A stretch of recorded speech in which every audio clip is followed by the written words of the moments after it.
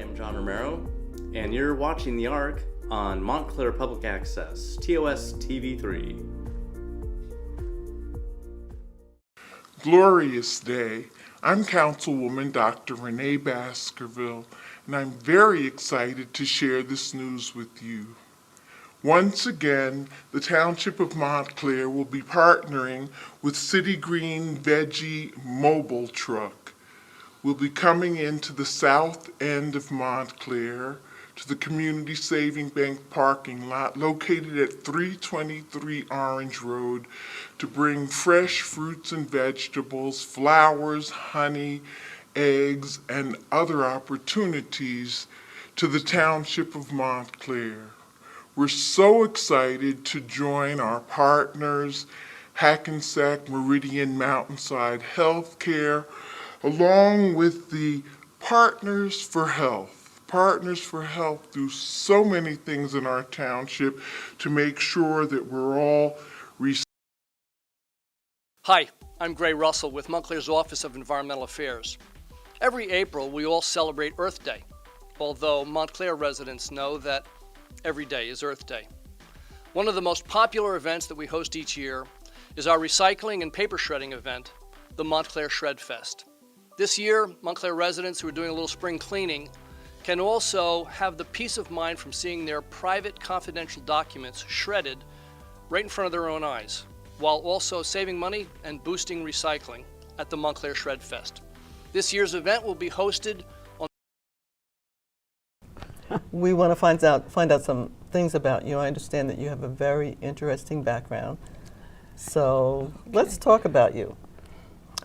Let's see. First off, let's go back to where you were born and when.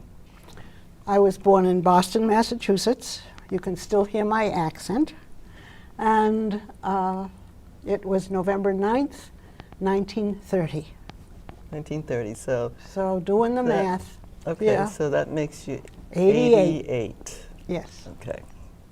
Good age. It's, as long as I can get up out of bed, stand up, and walk, it's a great age.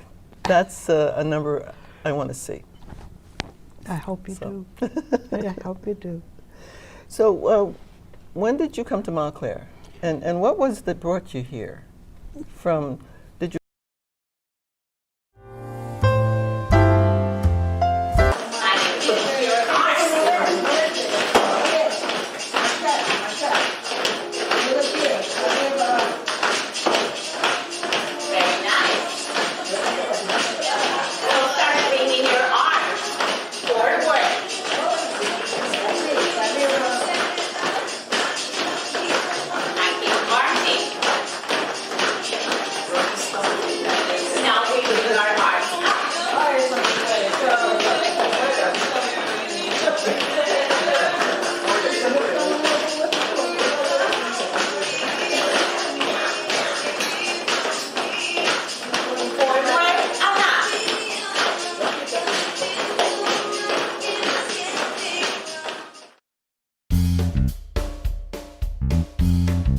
It's not fake. It's faith.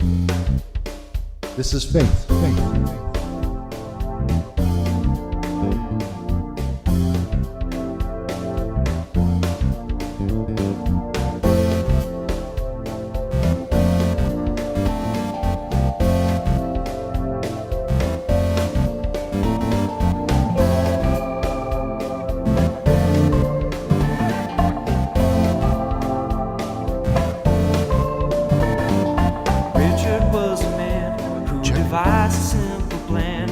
Pastor bring together all the souls around him. Pastor. In a time of great dismay and of spiritual decay, Richard created TMMA. You turn it up, Chad. Power of Christ in both his hands to unite his fellow man. He was soft when he was young, but now he sees. Check two. God will help you understand. So you need to be a man. Bring the levels Don't be weak, just be like God and have a plan. So step out into the yard, spread your arms, let down your guard. Think of Jesus, it's not hard. You're on the ark now. Only some souls will be saved. do the athletes. To the Bing users' dismay. Let's do the S. Richard's come Joseph. to save the day, so board the ark. Okay. Neon Bible is the truth, bringing Jesus Joseph. to the youth. Even adults need some help to hear his call. Bring it up, Chad. Bring it up. The Old Testament Joseph. is bold. That's why that Joseph. word is bold. It don't talk about What's a that? modern world at all. 10 Commandments were okay when Joseph. written in their day, but in our crazy Joseph. thoughts start moral lies. No, it's loud for me. Bible's I'm only hearing it. tell of outdated paths to hell. Never says thou shalt not plow thy neighbor's wife. So step out into the yard, spread your arms, let down your guard. Think of Jesus, it's not hard, you're on the ark now. Only some souls will be saved, to the big users dismay. Richard's come to save the day, so board the ark. Step out into the yard, spread your arms, let down your guard. Think of Jesus, it's not hard, you're on the ark now. Only some souls will be saved. No, I hear it. To the big users dismay. Richard's come to save the day, so board the ark. What to do when they're coming for you and your Chad, do you have a cold one? towel just ain't dry. This is still warm. Christ's It's warm. plug is crashing, fire Yeah. the fox, and you look for an alibi. Thank you. Much better. Tears for the final beers you resisted while in your bed. Knowing Richard Check it now. say, no, not today. Yeah, I hear you. Listen, that's Yeah. clean in the fridge instead. Can you bring it up a little bit? Like I don't hear you super Step well. out into the yard, spread your arms, let down your More and guard. more. Think of Jesus, it's not Got hard. right there. Right. No. Down. A little bit. Only some A little more. souls will be saved. A little more down. The big users Down, Chad. I said down. come to save the day, Not up. so board the ark. Richard's come Yep. to save the day. Sounds good. so Right there. board Don't the touch it. ark. Okay. So many of your ears. Yeah, let's do this. Sow your seed. Don't eat your seed. Sow your seed. Okay, here we go. Don't eat your seed.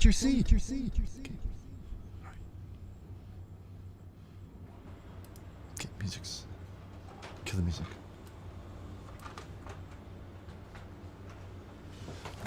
Okay. Okay, ready?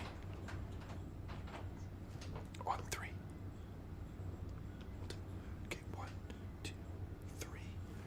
Hit the lights. Turn it. Just like we always do. Yeah, okay. Okay, ready? 1. No, not the lights. Turn the lights off. On 3, Chad. 1, 2.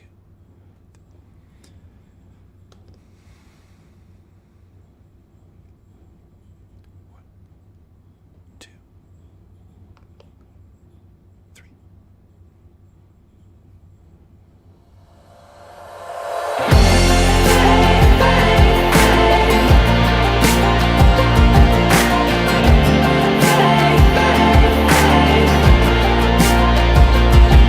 There's a boat, and I'll bring you there.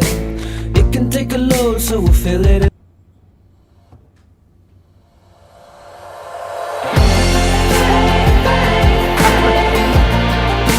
Hello. Hello.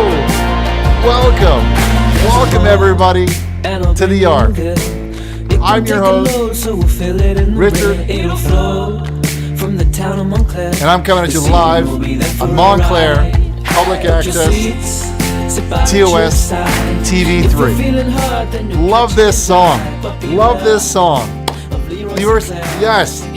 Hello. Now, who do we see today? Chad, if we can pull up. Chad, if you can pull up the. There we go. Hello, everyone. Welcome, everyone.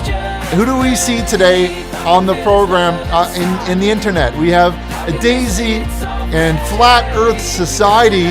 Glorious day. Jay, I see you. And Ron and Josh. And Vanessa and Tim.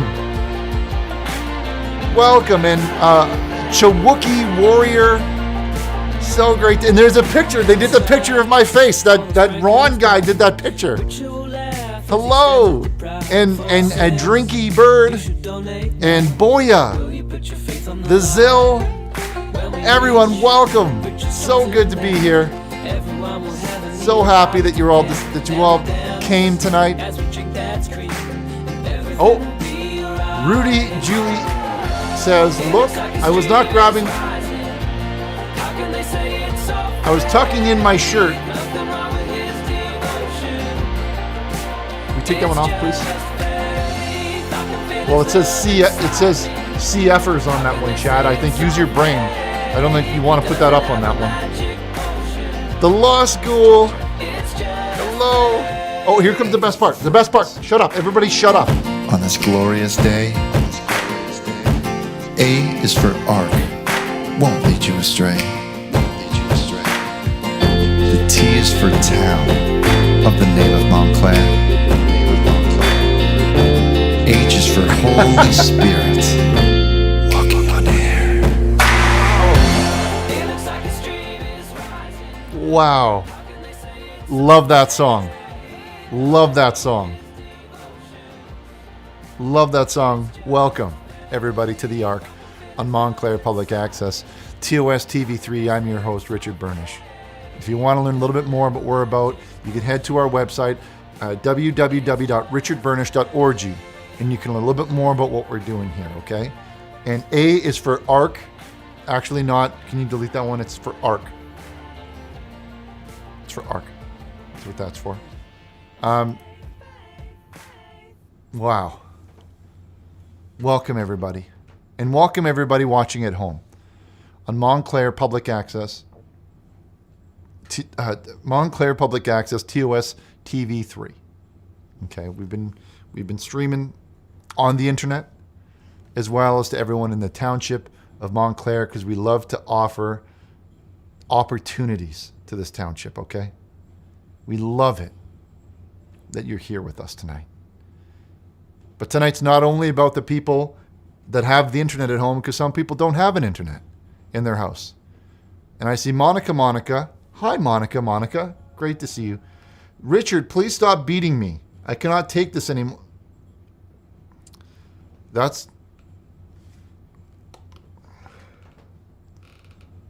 Thank you. But let's take a moment to also recognize everyone who doesn't have an internet at their home, and they have to send in their messages another way because you don't have a chat program when you're watching on TV. You don't have that. That's something that you have only if you have an internet. Now some of these have come in here from people that send in messages to our pager and fax numbers. And like this one here from Larry Jean says, I love God and Richard Burnish. Well, I could agree with you on both of those sentiments. Or this one here from James. Chad, can you do a zoom in? Chad, zoom it in, please. Thank you. After 40 years, a Jehovah's Witness, my wife and I can now listen to Christian music. Our children shun us, and we are not allowed to see the grandchildren because of Jesus. It hurts, but our Lord understands, and prayers keep us going. Praise our God. I'd like to ask everyone here to say a little bit of a prayer here for James and his difficult time that he's going through. Okay?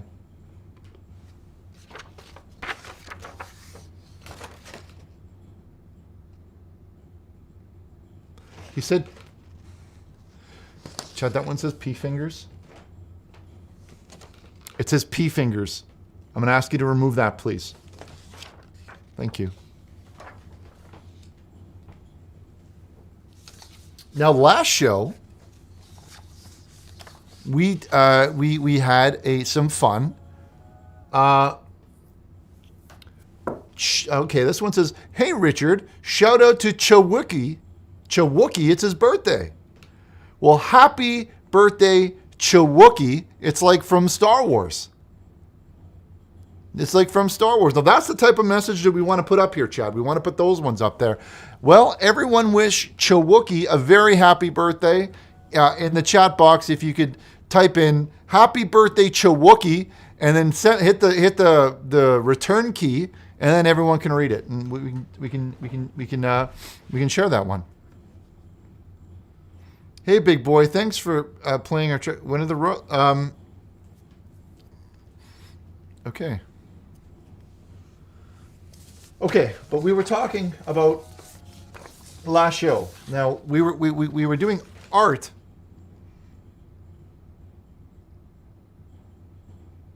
Chad, I don't know. Chad, what is Minecraft?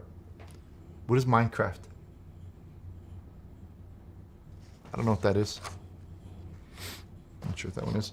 The last show we were doing art with fun with egg, and I really wanted to show this one, but it came in a little bit too late. Now, everyone at home was working along and working on their egg. In this one, I didn't have the opportunity to show because we just ran out of time. But let's take a look. Happy birthday, Chewookie, says Travis, and who else said that? Can you read that one? The Law School says, happy birthday, Chewookie. That's a bit of a strange name. It's probably a nickname, though, I imagine. It's probably a nickname. Now, this one here was one that was done by Monica. And I see, Monica, if you're in the chat, I'd like to just ask everyone to take a look at the detail here, the artistry that you can kind of see that's happening here. That's me, and I'm holding up that egg on an egg, and it's on an egg, right? So, and it says, "Hi, I took the egg challenge. Does this look okay? I don't know if I like it or if I hate it. God bless." And she included her photo of her egg. And if anyone else has had made eggs yesterday, I would like to encourage you to send them in.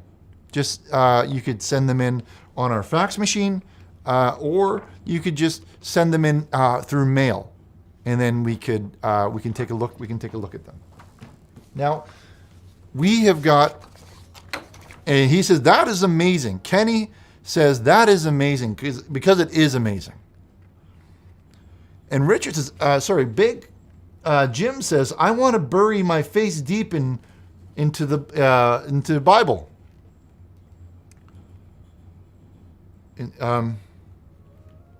Yeah. Tommy says, hey, when are you coming back to the server? We're all hanging out with each other again. Well, I'll be back very soon, Tommy. Okay. Chad, I'm asking, don't put any of those messages up that have that kind of shit in it, okay? No, I don't want to see any messages about guys getting fisted and things like that or doing things like that. I don't want to see that on this. Okay. And, we have another one here from Candace. He says, hi, Richard, longtime fan of the show. You actually turned me into a Christian. Well, I'm glad to hear that, Candace. I'm giving back to you, and I give you much thanks, Richard. You caused Jesus to come inside of me, and I hope one day you can do the same. With your...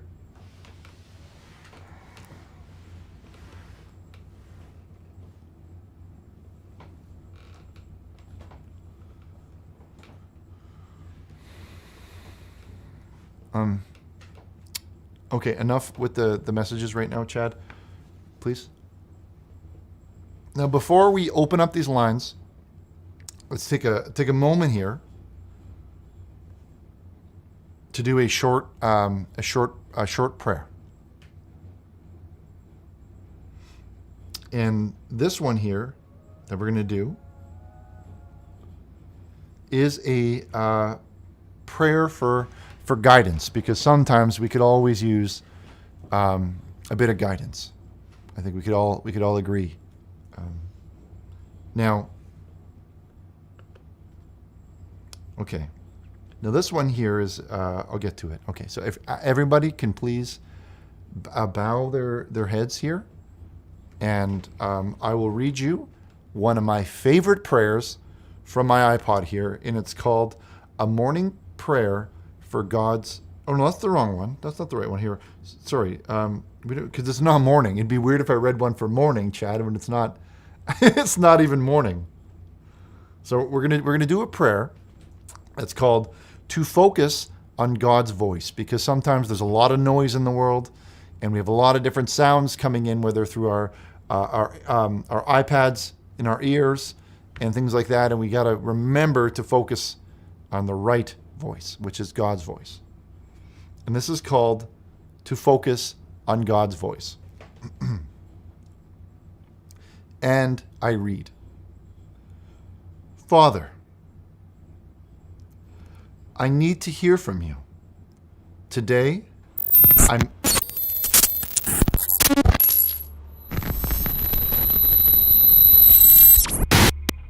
Commitment to start having a daily quiet time. I will listen to your voice above all other voices in my life. Lord, please teach me how to stay centered on my life with you and help me to obey you and hear the words that you have to say. In Jesus' name we pray. And that's a prayer by Pastor Mary Southland. And that's, and I'd like to get an amen in chat. If everybody could just do like, like an amen, that'd be great. Amen. Okay. Okay. Now, the next thing on the menu is one of these. Now that we've taken care of that, now who would like to raise their dad's cream with me and start today's show and open up those lines and open them up. All right, let's open up those lines. Let's open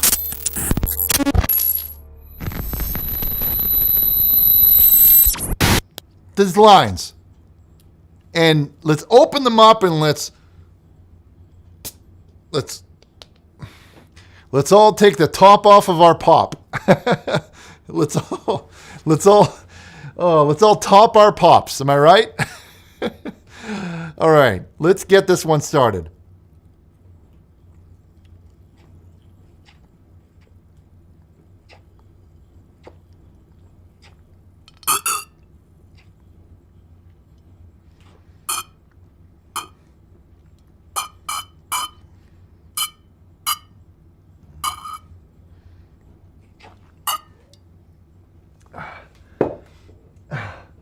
Now let's do it. Let's open those lines. Let's open those lines. Open those lines. Come on, everybody. Let's open those lines. Open those lines. Open those lines. Open those lines. Come on, Chad. Let's open them up. Everyone's ready. We're ready to do this. Let's open those lines. Let's go to our first call. Are you ready? Are you ready? Book your seats, sit by Richard's side. If you're feeling hard, open those lines. But beware of Leroy Sinclair. He just wants the fears to know. All right, let's do this. It looks like a stream is rising. How can they say it's all fake? Welcome. Welcome, caller. Welcome to the program.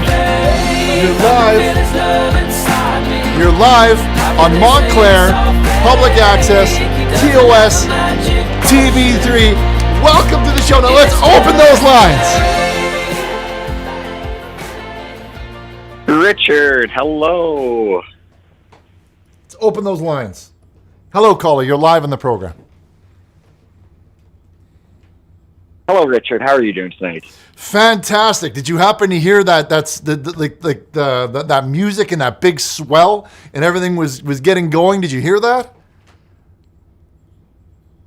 Oh my gosh, it's just been lifting my spirits. I'm sitting here so excited to be talking to you. That music, beautiful music. I love it.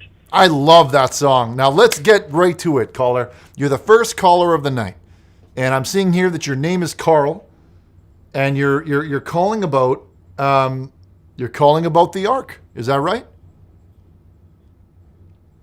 I am calling about the Ark, Richard. When I found out that there were tickets being sold, I was one of the first people in line. I've secured my ticket on the Ark, but I have a few questions about the actual arrangements of being on the Ark. I was hoping you can answer some questions for me. Of course. What questions do you have? What's on your mind? What's preventing you from ordering that? From booking that seat today? Because there's nothing I'd like more to get you on that Ark. Okay, because space is limited, and I worry about you. Well, trust me, I'm worried about the salvation of my soul too. I'm wondering, you should be. What's the accommodations like? Is it going to be like an airplane? Do we have a meal on the Ark? Do we have entertainment? What's the experience going to be like? We're going back to pioneer times. Are you familiar with pioneer times? Like how the way things were? No? Well, let me tell you. You're telling me that there's not going to be a TV, or no? There's not going to be any of that. There's not going to be any of that. There's not going to be any TV. There's not going to be any snap talks or anything like that. We're going back to pioneer times because that's really what's happening. This is God's way of resetting Earth. Okay, so it's going to be authentic experiences. Okay, we're going to entertain one another. We're going to sing to each other. We're going to pray with one another. We're going to live our lives the way that God intended. Not with all of this noise all around, with all of these cell phones and all of these things like that. We're not going to have any of that stuff. You're telling me that there's nowhere that I can plug in my iPod? How am I going to be able to dock? I want to be able to dock with the people beside me, and no docking. I'm very concerned here that I won't not be able to dock with my neighbor. You're not going to be docking with anyone. You're not going to need to, because they're not going to be wanting to dock with anyone either. We're going to be. Have you heard of the? It's a bit of an expression. It's called cutting the wire. I think snapping the cord or something like that. We're going to be snapping that cord, and we're all going to be going on this adventure together. Okay, well, what it is, it's about unplugging. We're going to be snapping cords, laying. That's right. Oh my gosh, I'm going to be sitting there laying cable and docking with my neighbor. What about food? Are we going to be able to have some meat spin and some cheese and something to eat? Yeah, that's right. Well, we've got a large area in the bottom. That's where all the third class passengers will be, and it will be kind of their role to kind of tend to the livestock. We're going to have animals down there, and we're going to breed some of the animals, and we're going to eat some of the animals, the one like the extra ones. We need to keep 2 of every kind, right? But for every one, like extra one that we make, then we can eat that one. And also, we're gonna be like the ocean. Obviously you know what the ocean is. Now, the ocean is going to be everywhere. Everything's going to become ocean once the flood. Yeah, once the flood starts, ocean's going to be everywhere. So we're just going to be able to just cast our line, and I'll teach you how to fish. Okay. So we have all the food that we need. You answered a lot of my questions. Now, the Ark is accepting of all people coming on board? Well, not all people, but most people. Some people, don't like. There's a check. There's a list that before you could apply for your seat, you have to kind of fulfill certain criteria, right? And if you meet all of the criteria, then everyone will be welcomed. I saw. I'm on the website right now, and I'm taking the survey. I think I meet all the criteria, but I don't understand the drop-down menu where it's asking me to list if I have a foreskin or not. That seems a little personal to get on the Ark. Well, space is limited. Space is really limited, and we need to we need to ask the right questions. We want to have the right people here. Yeah, well, my foreskin doesn't need its own seat, Richard. No, but it gives us an indication of the type of person that you are. If you're the type of person that removes that removes their foreskin, well, that's going to go into help our decision making process to see if if you're the type of person that we want to have on the boat. Okay. Well, you've been very helpful. You've answered all my questions. I have just one last thing to say, Richard. Well, hold on, because some people have foreskin, right? And that's attached to their penis. And some people get that removed. And I'm not going to say which one is going to which one we prefer, but one of them we very much prefer. If you know what I mean. Okay, if well, you get what I'm saying. I only have half of my foreskin, so hopefully I'm on both sides of the fence with that one. Well, I'll pray for you. How's that sound? Thank you, Richard. You have a blessed evening. Yeah, because here's the thing. I can't imagine not having a foreskin. That seems wrong to me. God made me whole, and it's not my, it's not up to me how my body should be, because my life isn't my own. My life belongs to Him. So, you know what? Maybe with a little bit of prayer, you can grow the other half back. Okay. I've been trying, Richard. I've been trying every day. Well, we're all praying for you, and but I'll level with you. I'll level with you, Carl. Okay, if there's only one seat left, and there's an application that comes in from a man that has no foreskin, and there is an application from a man that has all of his foreskin, half of his foreskin. I mean, you're gonna win that every time. You're gonna win that every single time. So I wouldn't worry. Okay. God bless you. You've taken a lot of pressure off my day, and I feel like I'll be able to sleep well tonight knowing that. And I no longer have to be ashamed of my botched circumcision, so thank you. Half is better than full. That's all you need to know. And I'm an expert on these things because I'm a pastor. And I got a card in my wallet, and I don't got my wallet right now, but if I open my wallet, there's a card and it says pastor on it. Anyway, next caller, please. Let's hop over to Ian here on line 7. Ian, welcome to the program. You're live on Montclair Public Access TOS TV3. What's going on? Hey, Richard. How you doing good this evening? Sorry, I'm having a hard time hearing you, caller, or maybe it's just your accent. Can you please try and speak American English? That would be great. Can you hear me now? I hear you. I hear you loud and clear now. So what's going on, caller? This is Ian here. I believe I have Ian on the line. What's going on, Ian? Well, as you know, Halloween is coming up. It's about less than a week from now. And I'm going to a Halloween party. Okay, that sounds and good. I was planning, since based off of my appearance, I have a beard. I have a pretty nice beard. And I have pretty long curly hair. And I was wondering if it was okay. And also, I'm a brown. I'm biracial. When you say black and white.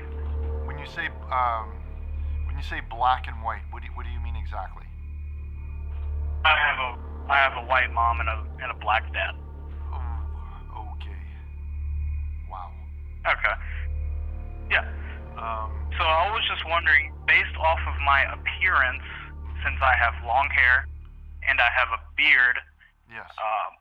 People say that I look like a black Jesus, and I wonder if it was appropriate to dress up as Jesus at this Halloween costume or party. I meant to say. Well, this is something you're doing. You want to dress up it. Sorry, can you hear me? Caller? Hello? I hear you, yeah. Okay, I can. Okay, so is it okay to dress as long? Yeah, that's really tricky. Now, would you say? I have to ask you some. I have to ask you a few more questions. Okay, would you say that the color of your skin is more like my shirt, Or would you say it's more like that picture of that horse back there? It would be more like the picture. I'm more of a brownish color, not a dark black. Right. Well, I would think if... Okay, how do I say it? The closer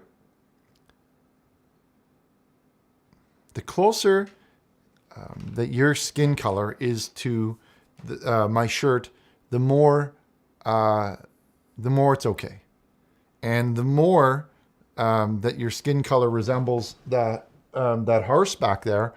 If you can see that back there, did you maybe see that bongo? Can you see that bongo back there? I do see it, yes. So there's a horse and a bongo. Now, if you're somewhere in that range, I would not recommend doing that. I don't think that that's something that you probably would want to do, because I don't. Why is that? Well, I think you're bound to upset a lot of people, and I don't think you want to do that, because it's, as Jesus was white, obviously, and I think a lot of people might be upset to see him, even if it's just for fun, for Halloween, as say like if you're like say like in the middle there, like a dirty brown, right? You wouldn't want to be a dirty brown skin color Jesus, because that's gonna upset people. It would upset me, but I would understand that you probably weren't doing it to upset me. You're probably doing it just to have fun and have a good time, and I would understand that. But there's a lot of people that don't quite have the same kind of understanding that I do of people, and somebody might say, have you ever been to the mall before, Caller, and you see like around Christmas time there's like a Santa, like the Santa, yeah, he's always like the color of his skin is probably not the same as the horse. It's probably more like my shirt, because that's the way that we kind of prefer these things. Okay, it's just what we're used to. It makes everyone feel better about that. Do you understand what I mean? So, yeah, I understand what you're saying. It's just that on Halloween, people just decide to dress up. It's like a fun thing, people are goofing around and all that. So you think it is more appropriate if the skin color is the only thing that deters it and nothing else? You don't think, like, if I were a white man, yes, like, it would be more accurate and more appropriate, in your opinion? Yeah, it would definitely be a lot more appropriate, but that's just one costume, right? Like, keep in mind, there's a lot of other costumes that if the pigment of your skin is more like that horse back there, and it's like a dirty brown, that's okay, because there's other types of costumes that you can do that would make sense for that. Like you'd be okay to be like Aladdin, for example. Or maybe dirty brown, or like somebody who cleans things, like in the school, like a janitor or something like that. Like that would be a kind of a cool costume that I think would be more appropriate, I think. Okay. Oh, I already bought the costume. I guess I can give it away to a friend who looks more like Jesus. It also comes with a wig too, so I guess hair doesn't really matter.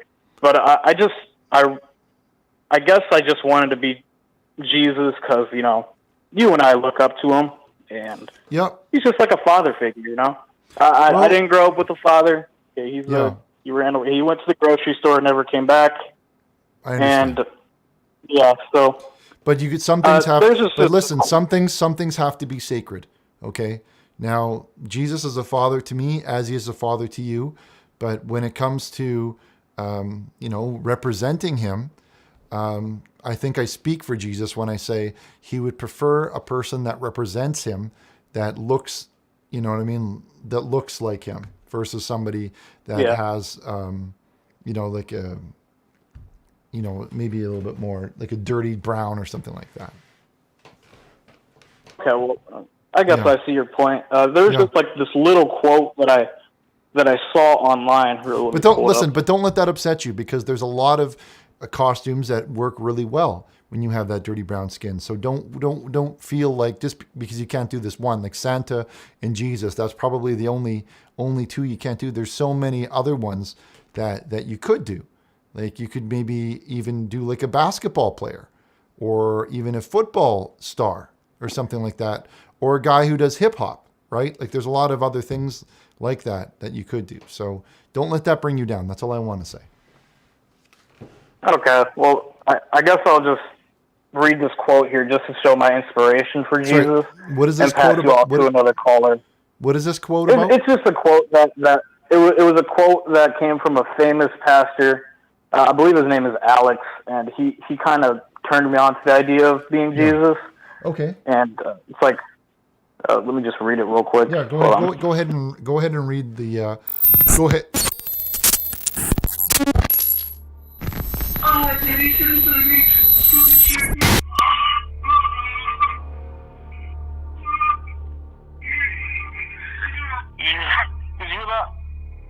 No, there was some distortion on the line, caller. Could you play that one again? Chad, can you turn up my headphones? Oh, yeah. Yeah. Hold on 1 second. Hold on 1 second. Chad, can you bring up my monitors a little bit, please? Okay, go ahead. My monitors are a little low on that one. Oh. Are you ready? Yeah, go ahead.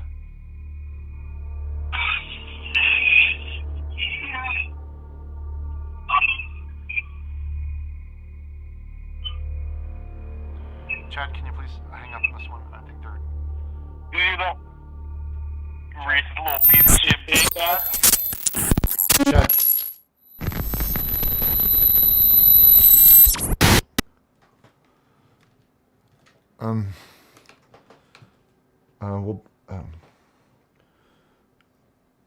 We'll be right back. It feels like something is missing. I think you feel it too. Our families are falling apart. People are killing one another. Filth and violence are everywhere. This is not the way that God wanted us to live. The end is here. But there's hope. God has given Richard a plan to build a magnificent ark. And with his bare hands and your help, Richard will build the greatest man-made ark that man has ever saw. Each plank of wood will be blessed by the women. We have all the room for the things we need. We just need you and good Christian families that are ready to leave this world behind and start over in the new world. But there's good news. You could book your seat in advance, even before construction begins. Simply go to www.richardburnish.org, select your seat, enter your credit card information, and press order now. It's never been so easy. So join us and leave the world behind and start anew, knowing that your family will be saved. richardburnish.org.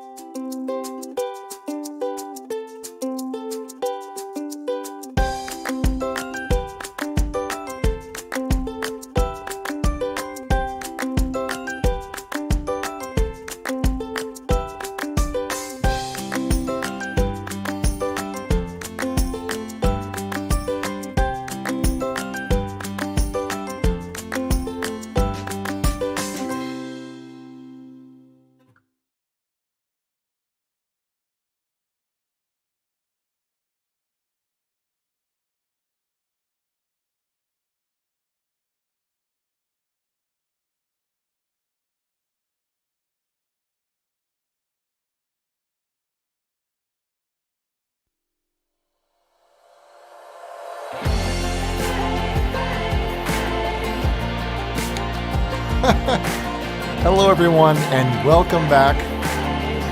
Welcome back to the program. Welcome back. It's so great to see you. We had a bit of a technical technology problem with our phone lines, but I think we've sorted all of that out. Hello to Willie Hardigan. This is Glorious Day. Hello, Willie, and welcome. And Shadows Pond, welcome to the program. So many familiar faces, and welcome to everybody watching at home on Montclair Public Access, TOS TV3. And we have some of your messages coming in.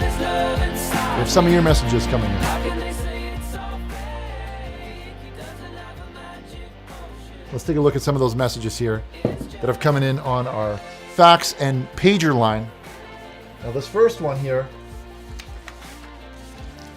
comes in from Travis. It says here, Travis, who says, Hi, Richard. I just found out that you took my 17-year-old sister out on a date when I found this picture on her Snapchat. She's 4 foot tall, and you told her to take...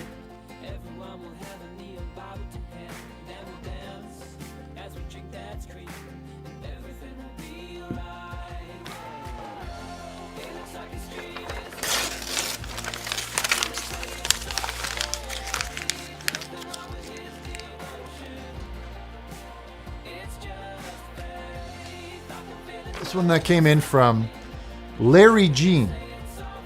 It says, I love God and Richard Burnish. Plain and simple, right to the point. I like that, Larry. Thank you. Thank you for your donation. We also have this one coming in from Dave. It says, Dave says, Richard, thank you for helping me find God. All I want to do these days is get on my knees and start pleasing Jesus and feel his salvation all over my face. I think you speak for everyone, Dave, when you say that. I really do. We all love to feel Jesus inside of us every single day. All of us. It's a great feeling. It really is.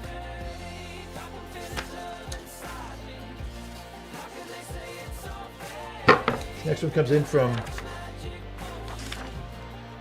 Anonymous says, hey, Rich, man, it's your good friend, Mike Hawk.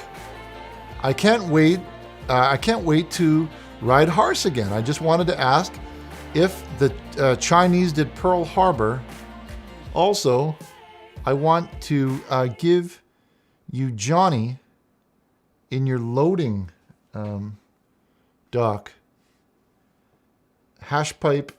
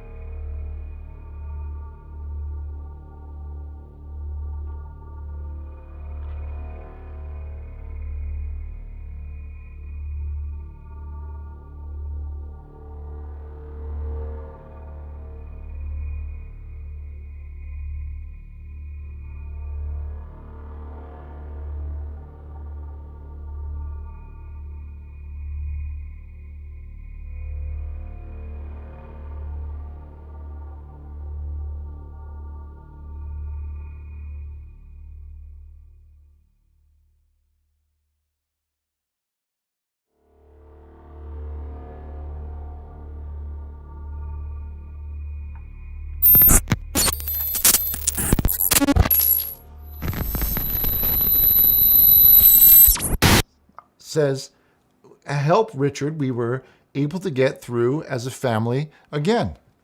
Thank you again, Richard. Amen. Well, thank you, Rebecca Morrison, and thank you for your message. We're going to do one more here. That came in from Cold Dean, a Montclair poet. We recognize this name. He is a bit of a celebrity, I would say. I would say he's a bit of a celebrity in our town. And he says, Cole Dean says, Dear Rich, I wrote, but you still ain't calling. I left my Twitch, my YouTube, and my MySpace at the bottom. I sent 2 donations back in autumn. You must not have got them. Chat probably caused a problem at the office or something. Chad, do you know anything about that? Chad? Okay, we're going to look into that one, Dean. I'm not too sure. We're not too sure where the problem is here, but because he says here that he sent two donations back in autumn, and we must not have got them. So we should probably, Chad, you might want to check the mail on that one, please. Okay, let's hop over. Oh, we got one more for. Okay, hold on here. We got one more from Cole Dean. He said, Cole Dean says, I read about the veggie mobile truck too, and I'm sorry. I had 2 Dad's Cream go bad once over some clown who didn't want them. I know you probably hear this every day, but I'm your biggest fan. I even got the underground stuff that you did with his wife, Leanne.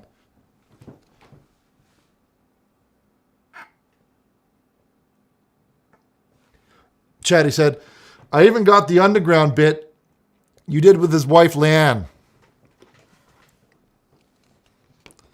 And thank you for Cole Dean for that poetry. But Chad, you got to check the mail, buddy. You got to check that mail, okay? Okay, let's hop over to our next call. Let's open up those lines here.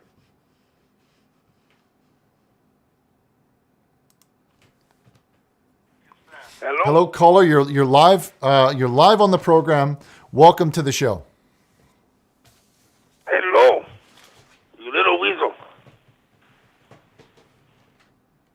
Who is this? This is Leroy. I thought that was you. I could tell. I could smell your voice through the phone. You can smell my voice through the phone, huh? Yeah, that's right, Leroy. What do you want? How do you like my curse? What do you mean? You think it's a hack? It's not. It's a curse. I got my Navajo brothers in New Mexico to lay a curse on you. I don't believe in curses, Leroy. I know there's that's... nothing you can do about this. You think it's a hack. It's not. You're cursed. No matter where you're going to go, this curse is going to follow you. What are you talking, Leroy? I have no idea what you're talking about. I do. And you're finding out slowly what it means. Chad, what's going on with the lights? Chad, you want to make sure, check...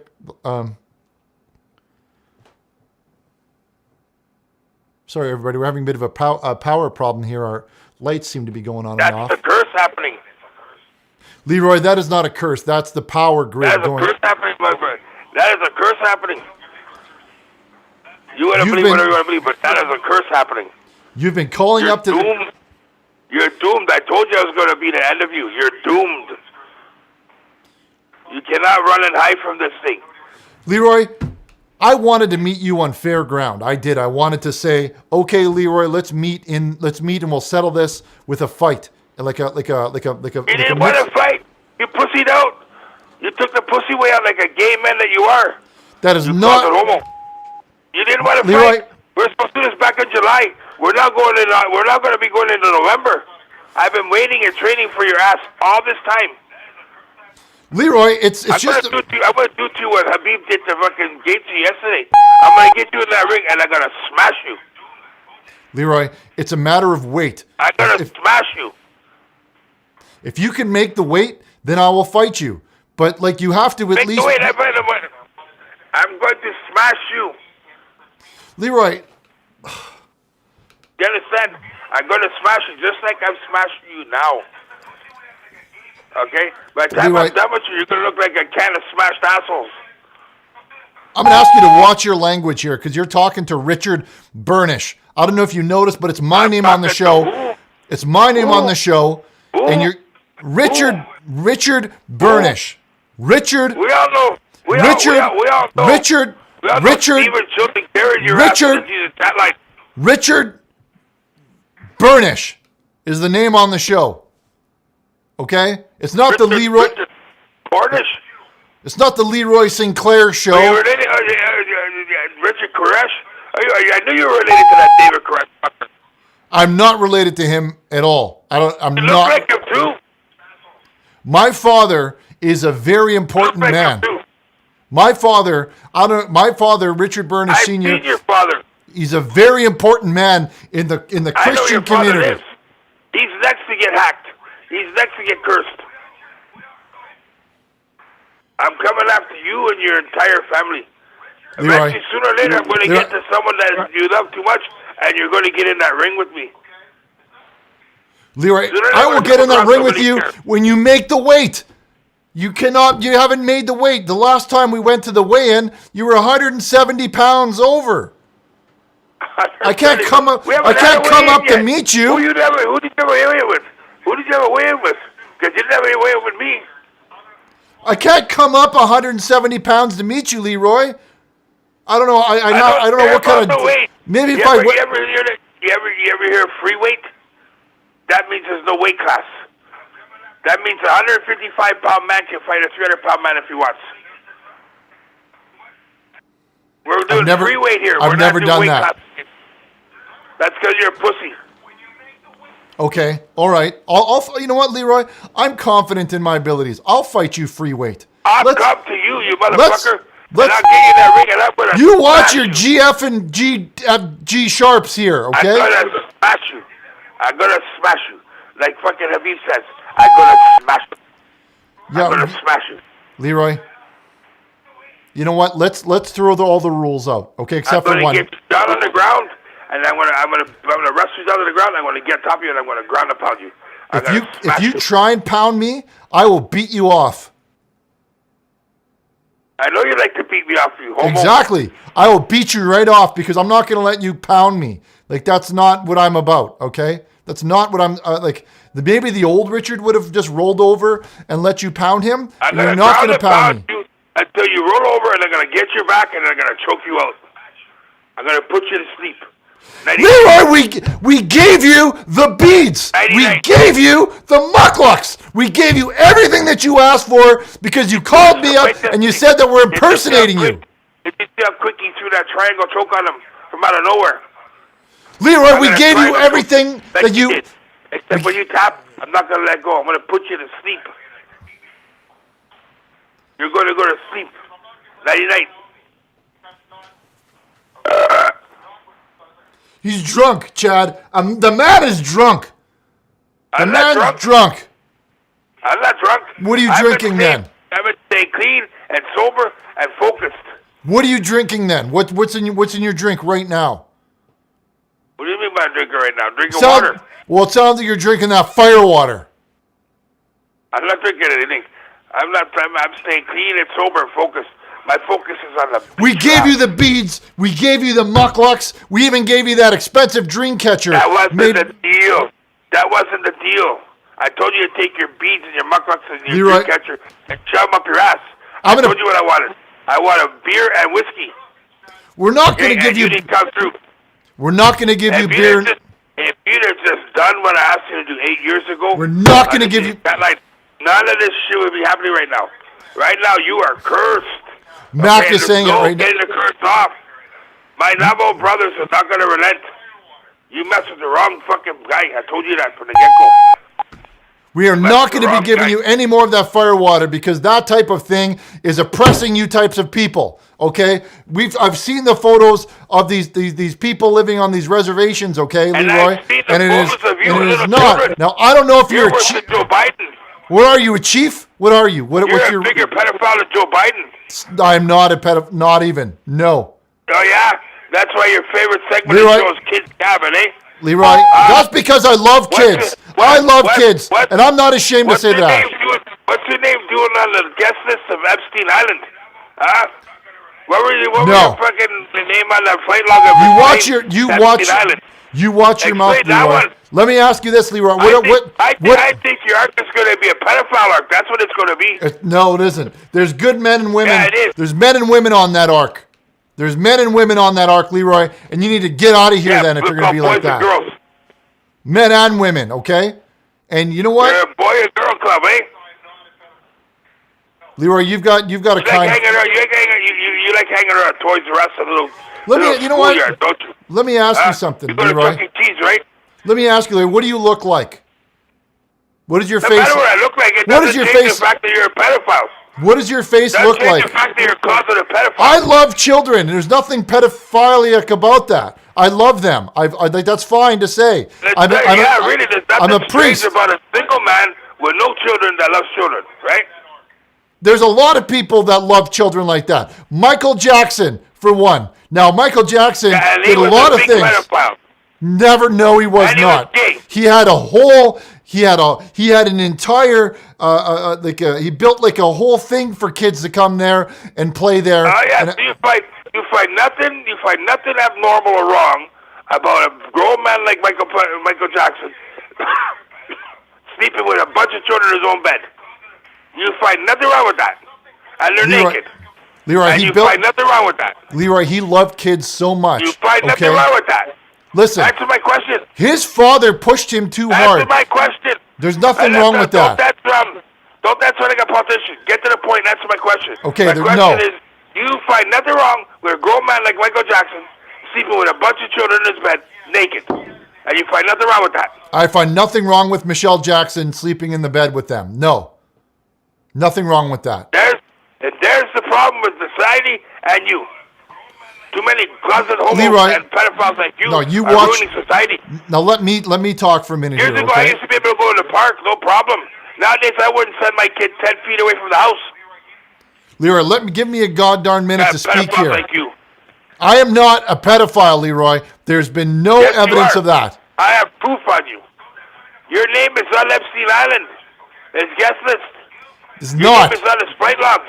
Leroy, I've been busy building an ark for the past for a long time now. I've been very busy here. Okay. Now I don't got time for this. Now let me tell you something. I listened to you for a minute here, and I'm gonna tell you something. Now, Michael Jackson. Okay. Now his father deprived him. His name was Michelle. What I forget. Okay, the guy who who does the music. Right now, his father stripped him of his childhood. How many dick slaps did you take in the face from the fucking your boyfriend last night? You watch Leroy.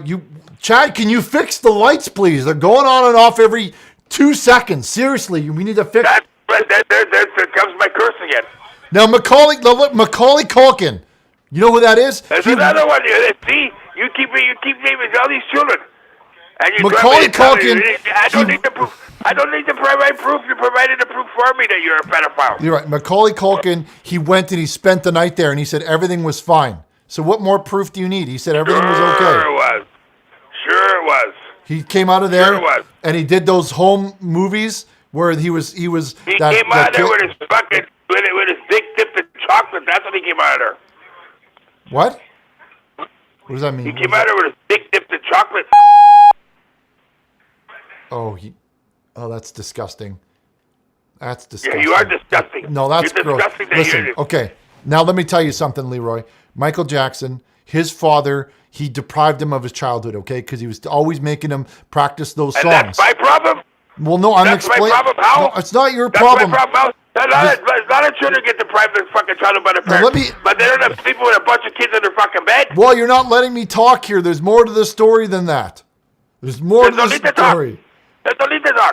There's more to the story. So his dad took away his childhood. So when Michael Jackson got older and he had more time because he wasn't always practicing, he said, well, I'm going to relive my childhood later. And that's why he wants to hang out with all the kids and have all the kids over for birthdays and sleepovers, because he didn't get to have those sleepovers when he was a little boy. Like I said, dead pedophiles don't reoffend. There's no excuse for that. There's no excuse for that. I was deprived of a childhood by my father, okay? But I'm not sleeping around with little fucking children. I'm not living my life vicariously through children like a fucking pedophile. I got over it. I dealt with it. I moved on. Leroy, you got to. When I lost out of my child years, I made up for my teen years. But you could be. And I got on with it. I'm a well-adjusted, balanced fucking adult here. I know the difference.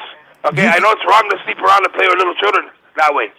Well, but it depends. If a man's trying to do it because he wants to have sex. You see, there's nothing wrong with that. That proves my point that you're a pedophile.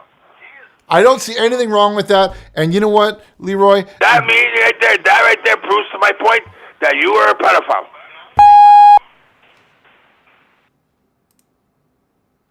You're not even listening to me. I'm telling you about how Michael Jackson didn't have a There's no need childhood. to listen. I didn't have a childhood. Leroy? I did the best I could with the little bit of childhood I had, but I made up for it in my teen years. Well, my best years were my teen years. I wish I could go back there and stay there. Some people have their teen years a little bit later, Leroy. I don't know what you want, Leroy. We gave you the beads. We gave you the mucklucks. It was a good deal. It was a good deal. I told you what I wanted 8 years ago. It was a good deal. You said I want to see the destruction of you. Leroy, you said that someone was impersonating you. I'm not going to stop until I destroy you. But you said someone was impersonating you because they were on your roof and they knew you were on your roof. And it was you.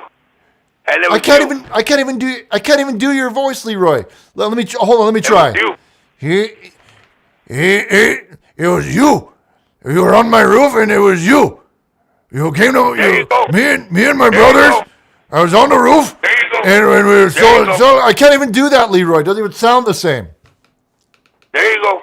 I told you 8 years ago what I wanted. This could have all been avoided. This could have all been avoided if you'd have followed through on what I asked for.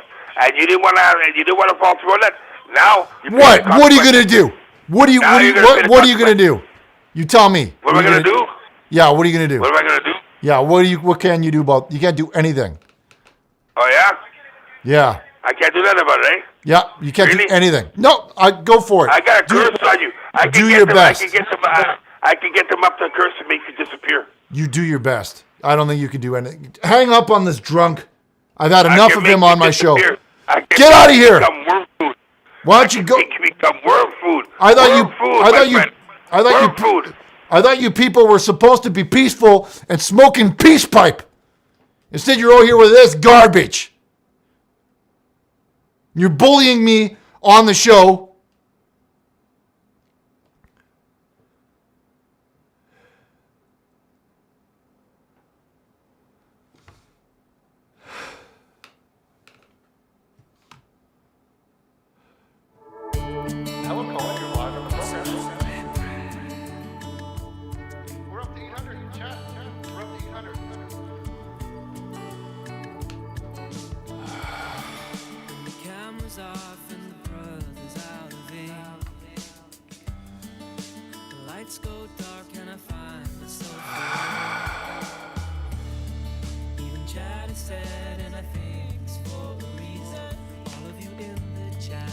Hello, everybody, and welcome back to the show.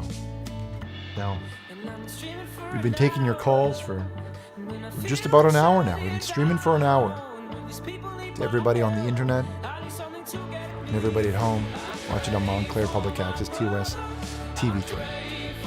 Let's take a short minute here and say hello to some of the familiar faces that we see in our chat program and coming out of our fax machine. Now, who do we see? We see Wookiee Warrior is still here. And Monica is still here. Welcome. I'm still glad you're here, Monica. I remember your name. And then we have Noir Angel, who's here every show.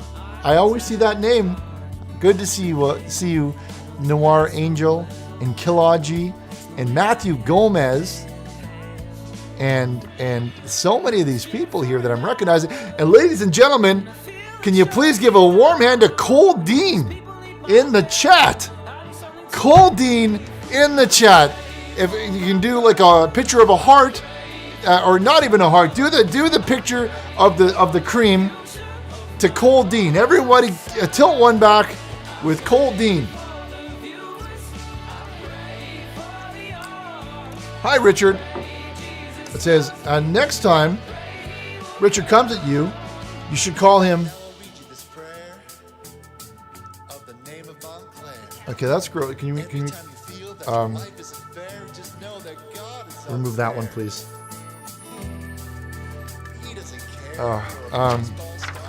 Cole Dean is here. Speaking of Cole Dean, we have one more from Cole Dean. Dean, what do you say? Let's do one more for Cole Dean here. Chad, can you do a zoom in, please? Cole Dean says, if you didn't want to fax me after your show, you didn't have to. But you could have said a prayer for Cold Matthew. That's my little brother, man. He's only 36 years old. We waited on the phone lines on hold for you for 4 hours and you just said no. Cole Dean, everybody. We love Cole Dean here. Give it up for Cole Dean. We love that one. Hold on, let's go to the machine here.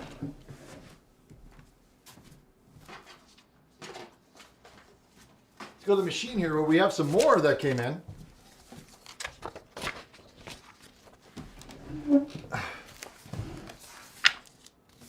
Just gotta set these up here.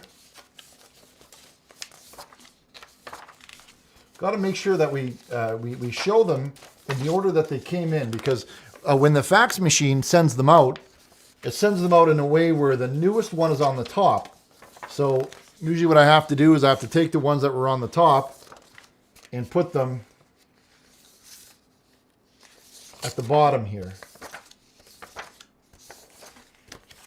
So it's fair. So it's fair to everyone. So that the first one on top here, ladies and gentlemen, Cole Dean. Cole Dean. So we show the top one here, which is from Saint Jim. He says, he who does not lick it does not get to hit it.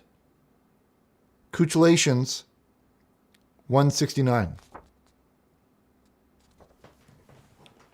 Thank you for that one. And welcome, Dom, to Sainthood. I see you there, Dom. It's got a bar, so welcome. Or this one here from Rudy Galani, who says, I was not grabbing.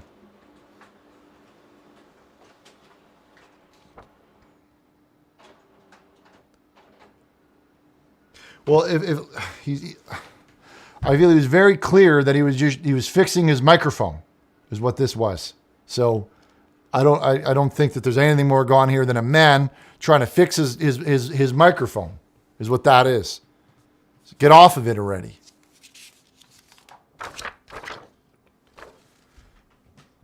And this one comes in from Pang Mang, who says, you and your ancestors have been devastated.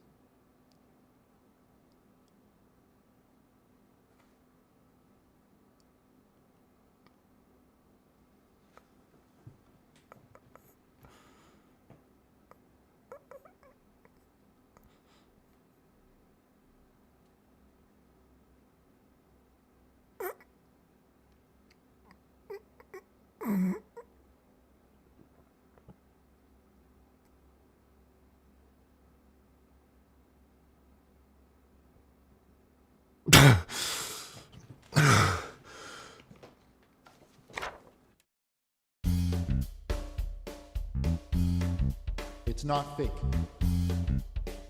It's faith. This is faith. Faith.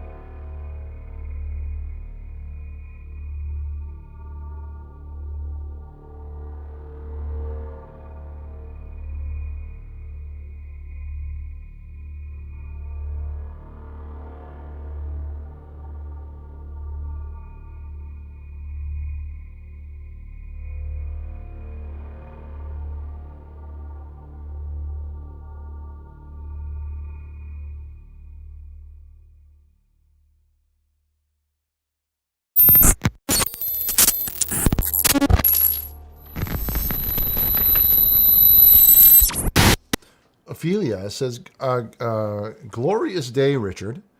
I just wanted to tell you a funny Christian joke. How long does it take a black woman to take...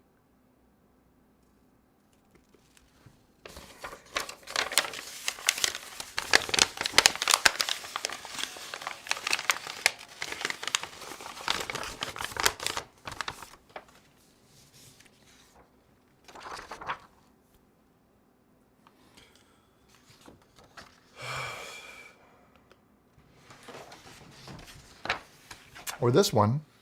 You come.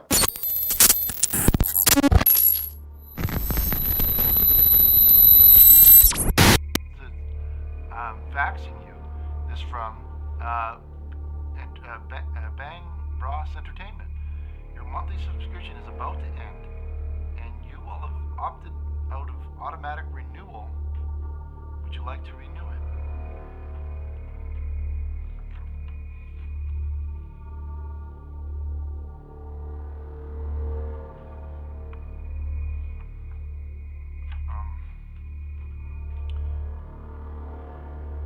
I think this one just came through in the wrong. This one here, that's coming in from another one from Rudy Gigliani, who says, I don't need to say this, but I get lots.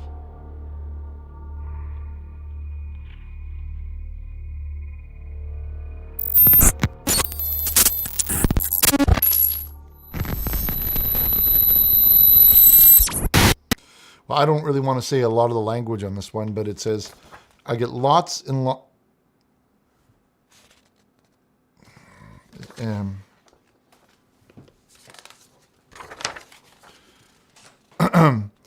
So it comes in from Pastor Pimple, who says, it's been a week since I've seen your face. Please pop me. You don't even wash your face properly.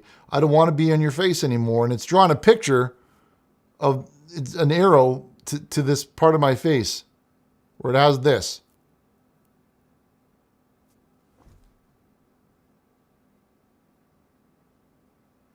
Well, that's very rude, okay?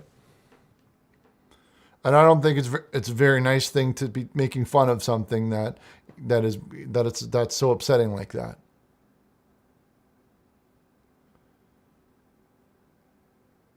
I can't control this, okay? I can't, it's not, it's...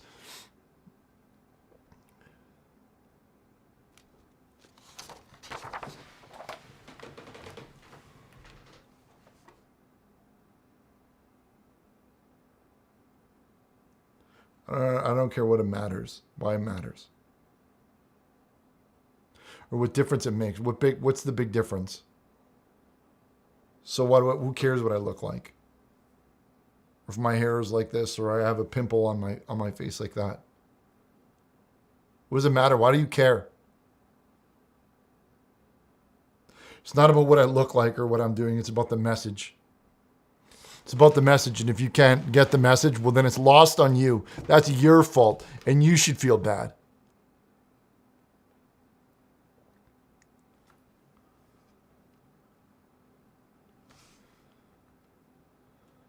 We'll be right back.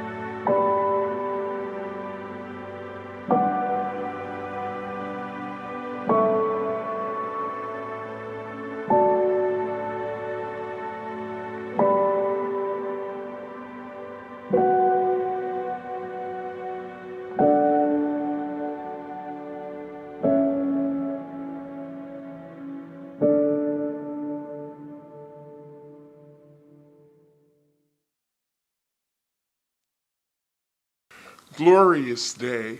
I'm Councilwoman Dr. Renee Baskerville, and I'm very excited to share this news with you. Once again, the Township of Montclair will be partnering with City Green Veggie Mobile Truck. We'll be coming into the south end of Montclair to the Community Saving Bank parking lot located at 323 Orange Road to bring fresh fruits and vegetables, flowers, honey, eggs, and other opportunities to the Township of Montclair. We're so excited to join our partners, Hackensack Meridian Mountainside Healthcare, along with the Partners for Health. Partners for Health do so many things in our township to make sure that we're all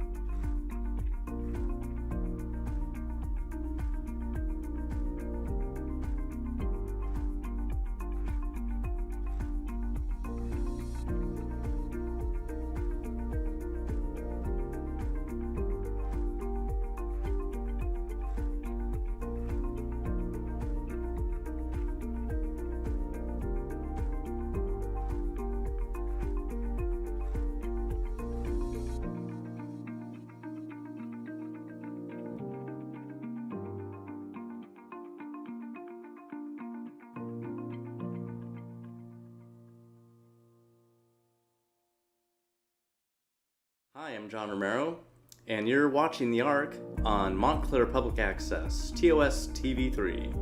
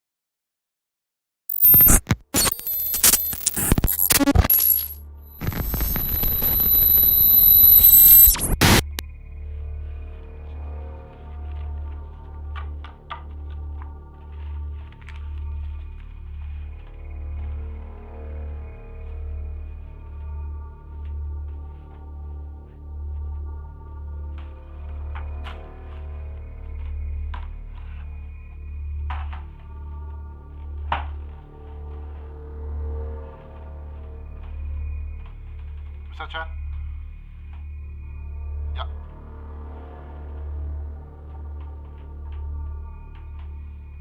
Yeah, just give me 5 more minutes. Just have to get the new ones in order.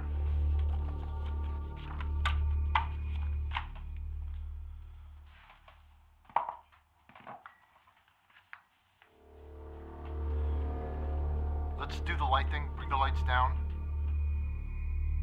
and then we'll do the introduction, and then we'll hit the lights right when we come back. Yeah, turn them off now. Yeah.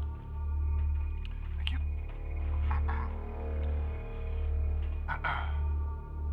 Let's come back with Montclair prayer. Yeah. Hello, caller. You're live on the program. Yep, that's the one. Okay.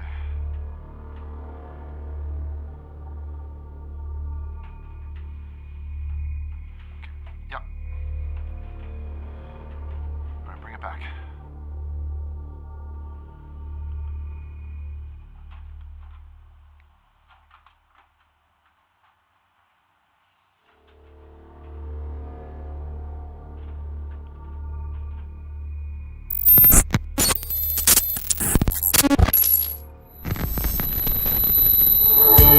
Hello, caller. You're live on the program.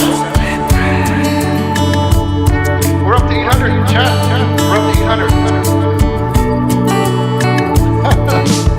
And let there be light. Welcome back, everybody. Welcome to the show. I'm your host, Richard Burnish, and you're live on Montclair Public Access, TOS TV3. Now our prayer lines are opening up. They've been open all night. Chad, if we can get the number up, please. Chad, the phone number, please. It's 1-909-345-6434. 6434. And we're back. Let's jump right in. And let's take some more calls. Let's open up let's open up those lines. Open up those lines. No, let's open up those lines. Hello, caller, and welcome to the program. You're live on the air. What's going on? What's happening? Where are you calling from? Hi, my name's Elizabeth, and I'm a huge fan of your show. Well, thank you very much, Elizabeth. I'm detecting a bit of an accent. I gotta say. I'm from the UK. Well, let me be the first to wish you a happy St. Paddy's Day. Okay, so that's actually Ireland, not UK. Oh, but it's very close. Anyway, actually, I needed to talk to you about something very important. Do you think you could, I don't know, maybe mute our call so the audience can't hear us? Well, it's a call-in show, but maybe just for a moment. All right.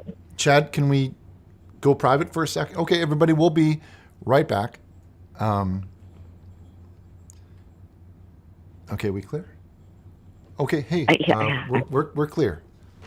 What's going on? So, there's something going on with your stream, Richard. Like, your stream it's glitching. And I think, I don't want to alarm you, but I do think that someone is trying to kill you. I see. They keep hacking into your stream. Okay. I think I know what you're saying here. I think the person's name is Leroy. Okay. Is this the part where you say that you ask me if my refrigerator is running, and then I say, yeah, it's running, and you tell me to go, you should go chase it, and then everyone has a laugh at it, and then everyone's okay, yeah, I've heard this one. No, please, I'm being serious.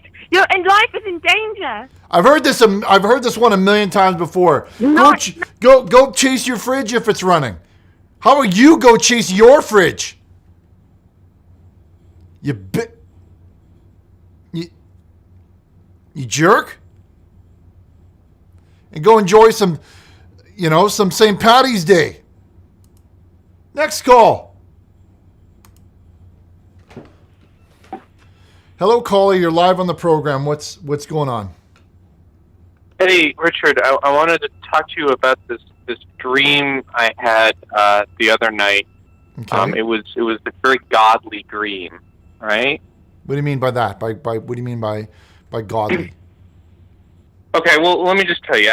I dreamed last night I got on the boat to heaven, and by some chance I had brought my dice along, and there I stood, and I hollered, "Someone fade me!" But the passengers, Richard, they knew right from wrong. For the people all said, sit down, you're rocking the boat. The people all said, sit down, you're rocking the boat. And the devil will drag you under by the sharp lapel of your checkered coat. Sit down, you're rocking the boat. I sailed away on that little boat. Hang up, Chad! And by some chance, I had got a bottle in my fist, and there I stood. Sorry about that, everybody. We're gonna go ahead and take our next.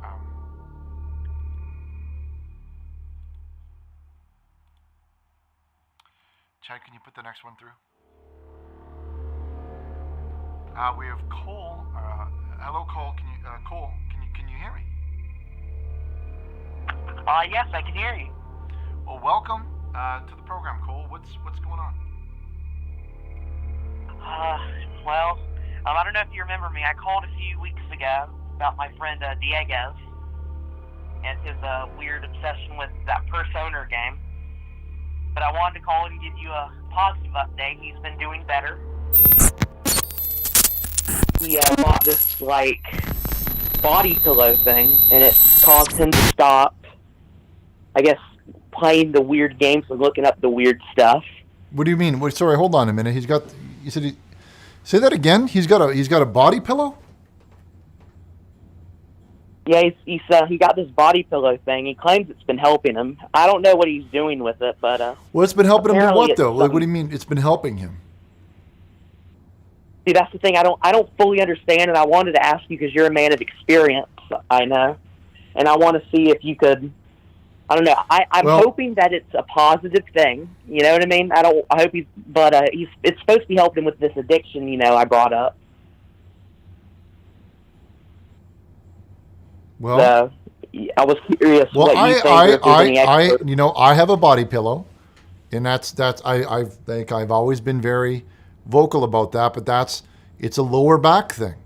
It helps me with my lower back. Sometimes what I'll do is I'll wrap my leg around it, and I'll kind of put my leg over it. And what it does is it helps to support my if these are my legs, it helps to kind of go in the middle there like that. And then what it does is it provides me some support. So that's why I use a body pillow, and I think that's a good thing for me because otherwise it hurts my lower back. Now, and if somebody, it sounds like, well, okay, let's get right to the bottom of it. What's he using the body pillow for? What's he saying? What do you know here? So all I really know, he's told me it's just helped him calm down. Okay. And it's helped him not, I guess, get the urge to play the game and to look up the weird stuff like Persona and Battletoads. So he's been all, I don't know, he says it helps him, and for what you're saying, maybe, I don't know, maybe he's just been getting better sleep, and that's helped him get over it, you know what I mean? I don't fully understand the situation because he's not telling me too much. We've been kind of distant lately since I brought it up to him, but... Well, I think what we should do here is bring in an expert. I have a body pillow, but I'm not an expert on them. Would you be willing to speak to would you be willing to speak to an expert on this? Definitely. Maybe we I get could him get some any help? more... Yeah, get another opinion on this. All right. Well, okay, hold on the line here, and let's see if we have an expert. We can get an expert on the line. Chad, if you can try and get us an expert in body pillows. We'd like to know a little bit more about why he might be using them, and then we'll take that. So we'll take that one. But in the meantime, while we're waiting for our expert to come in.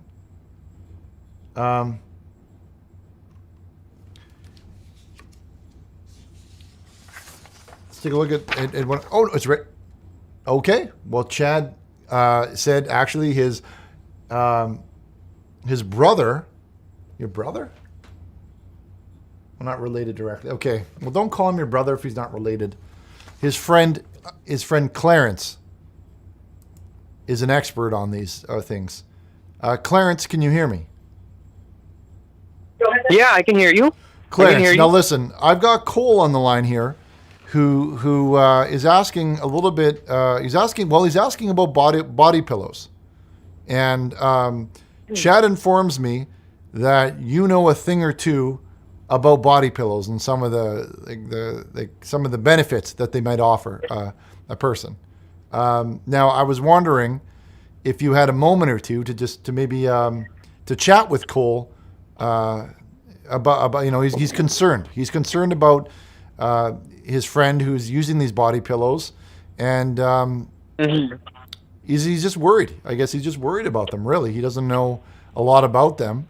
Cole, Cole? Can you hear me? Yes. Yeah. Okay. Well, Cole, I have Clarence on the line here. Now, Clarence, he's not a doctor or anything like that, but he just really, he just really likes body pillows, and he's been using them for. Clarence, how many years have you been? Would you say you've been an expert in body pillows? Well, I mean, I got my start in body pillows about 16 years ago when I probably had the same problem Cole's are having, yeah. 16 years, Cole. So, I've only been using one recently. 16 GD years. Yeah, so Cole, maybe direct your questions to Clarence here, who might be able to give you some more details. All right.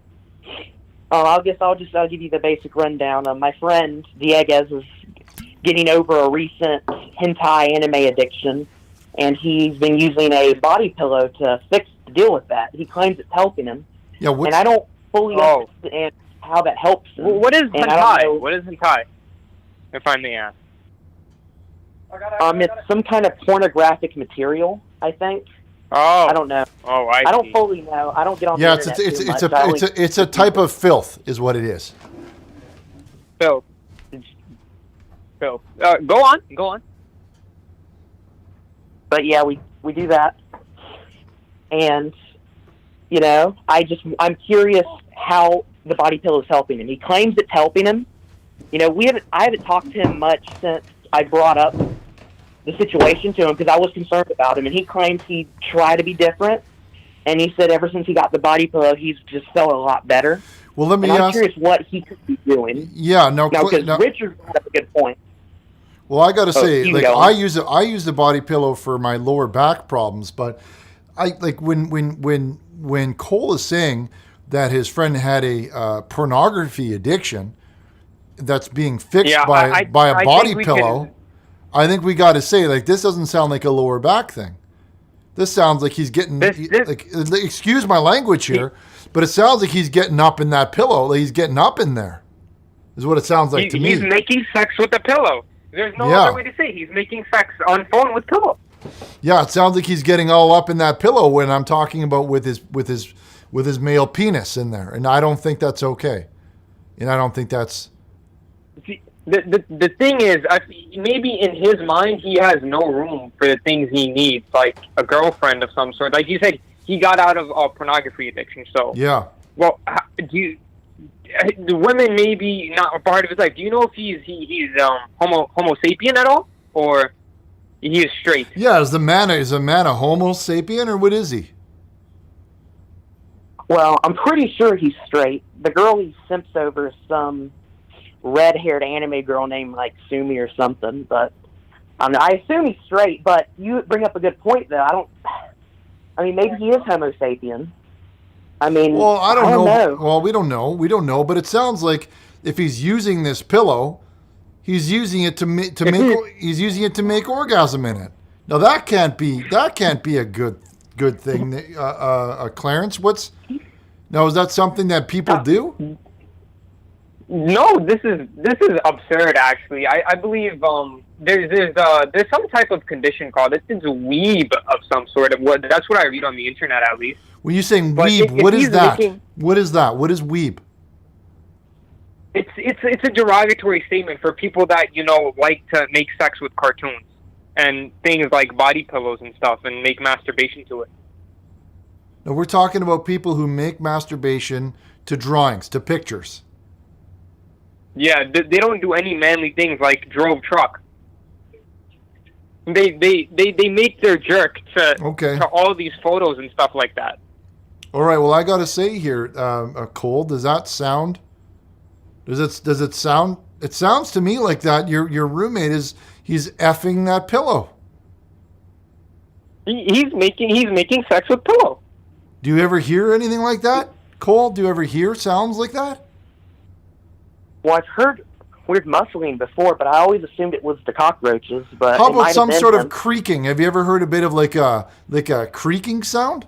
Like a, you know what I mean? Like a bed maybe doing a rock or anything like that? Have you heard that? Was he rustling the pillow's jimmies in any way? What? I What are you think he talking was. about? Clarence, we're talking about him making sex on the pillow. I'm asking, he would know. Have you heard him? Have you heard him, Cole? Have you heard him doing sex with this pillow? Yes, I think I have. Because originally. Because let me ask you this, because was when I used to live in an apartment, you see, and when I was young, because I'm not that young, I'm an old chunk of cool now. I've seen more sunsets than I'm going to see.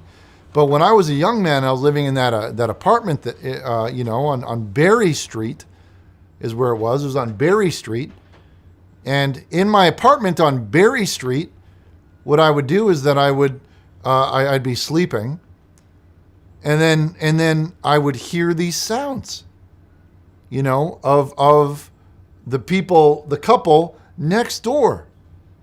It sounded kind of like this. Like at first, I heard like it's almost like it was a clapping sound, right? It was like a clapping, and I wasn't sure what was going on there. So what I did is I went right to the wall, and I put my head right to the wall, and when I listened closely, it sounded like it was like well, I'm just going to make the sound. It sounded like kind of like this. It was going like.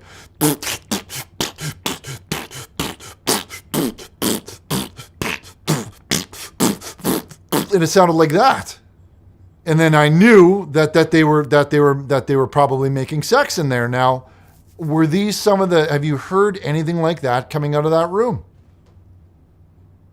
Yeah.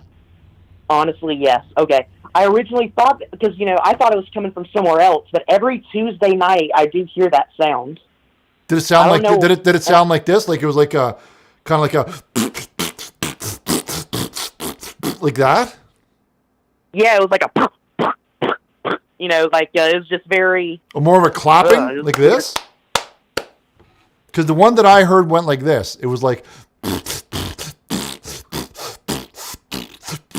that. Because there's a lot of suction. You know what I'm saying? Like there's a lot of suction. Oh, I'd say suction. There was definitely suction. Well, then I think, you me know and what? my friend Thomas, we both, we could hear it. So then it sounds to me, Cole, like he's using this pillow for making, for he's doing it for making sex with it. Okay. So, I say, call him on it. You're going to embarrass him. Tell him that you've heard it, and it sounds like, and you've heard these sounds and you know what he's up to, and you tell him to knock that off and get out of here. Next call. Hello, caller. You're live on the program. Welcome to the show. Hey, Richard. How's it going? I'm doing very well. How about yourself? What's going on? Where are you calling from, caller? East of the Rockies or west of the Rockies? What city are you from? Where are you from? East of the Rockies. East of the Rockies.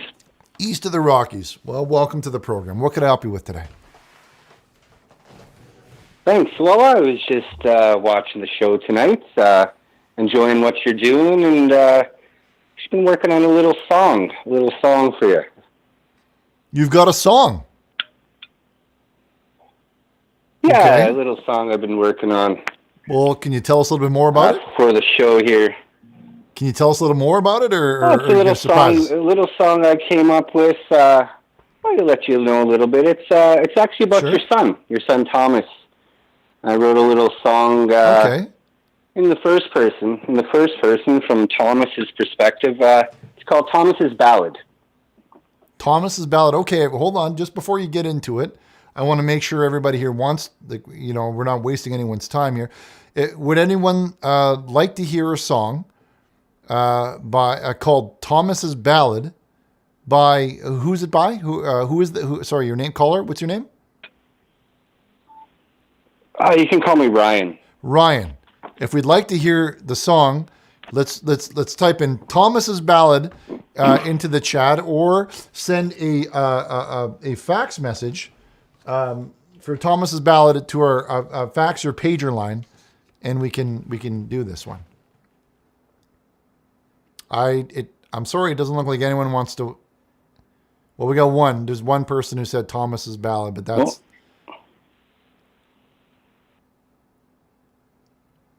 Well, I could just call back another time. Yeah, I don't think they want to. I don't think they want to hear it. All right, fair enough. I tried. Yeah, they're all saying no.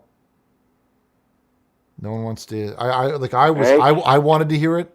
Like, I really wanted to hear Thomas's Ballad. Mm-hmm. So if I would type that, but I'm a little disappointed to see that nobody really wants to. Oh no, hold on here. I'm seeing it. You seeing what I like? Okay, maybe I threw the towel in a little too quickly. Well, let's hear it. You know what? Let's hear it. The fight's still on. Let's hear it. Let's hear it. That sounds like they want to hear it. All right, Awesome. the floor is yours. Thomas's Ballad. Go ahead. Okay, I will put the mic down, and I'm gonna go through these machines here. Yeah, great. Thanks. Ladies and gentlemen, this is.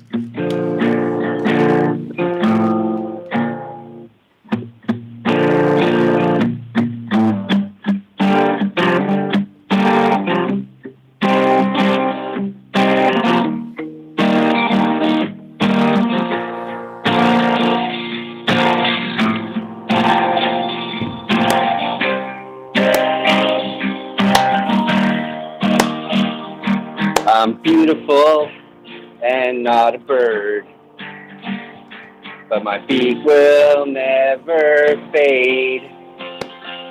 I'm lonely, but it's not for sure that I can ever change. I can't throw a football, 'cause my dad's never home. I'm not a bird, but I can fly away. I'm so very sad, 'cause I don't know where my dad is. All I need for you to know is I'm not a bird, but I can fly away. I'm so very sad, 'cause I don't know where my dad is. My faith in you brings me tears, even after all the fears. And it pains me that you're not here.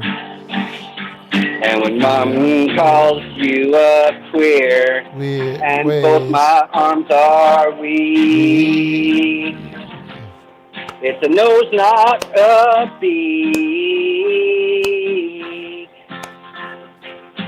I'm not a bird, but I can fly away. I'm so very sad, 'cause I don't know where my dad is. All I need for you to know is I'm not a bird, but I can fly away. I'm so very sad, 'cause I don't know where my dad is. It's not that I want to say goodbye, just every single time I try to tell you I love you. Each and every single time I know I'm gonna have nobody to give me away. And though my nose is rare, just know my love is true. Daddy, I'm just scared to never be with you.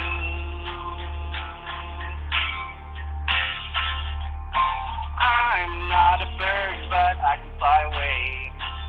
I'm so very sad, 'cause I don't know where my dad is. All I need for you to know is I'm not a bird, but I can fly away. I'm so very sad, 'cause I don't know where my dad is. All I need for you to know is I'm not a bird, but I can fly away. I'm so very sad, 'cause I don't know where my dad is. All I need for you to know is I'm not a bird, but I can fly away. I'm so very sad, 'cause I don't know where my dad is. All I need for you to know is I'm not a bird, but I can fly away. I'm so very sad, 'cause I don't know where my dad is. All I need for you to know is I'm not a bird.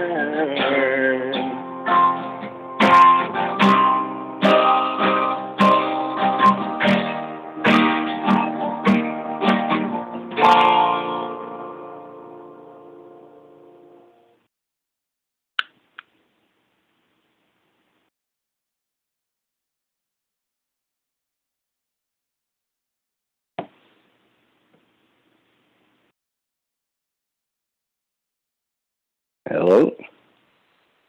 Hey Ryan, can you play the part that just says about bird?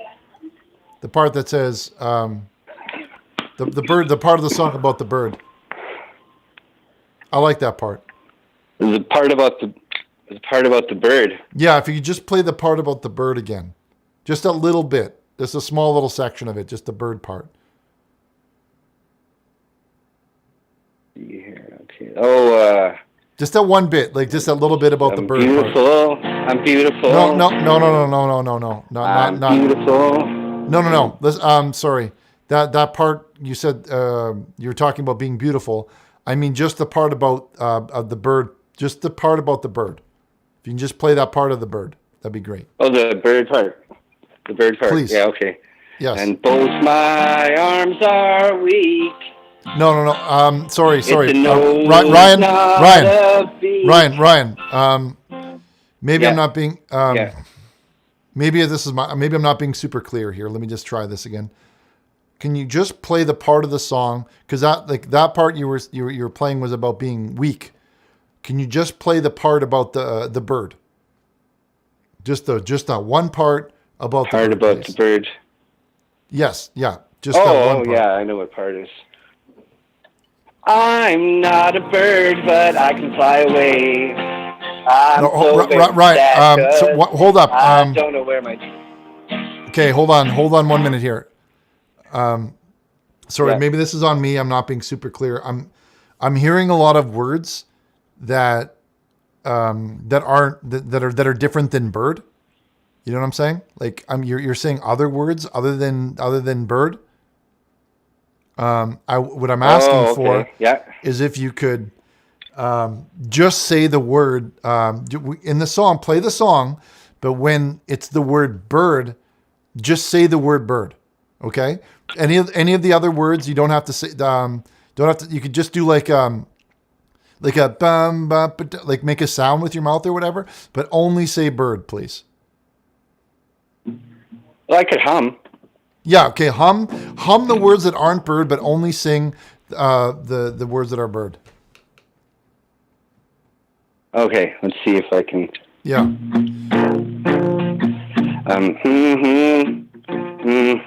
Bird. There we go.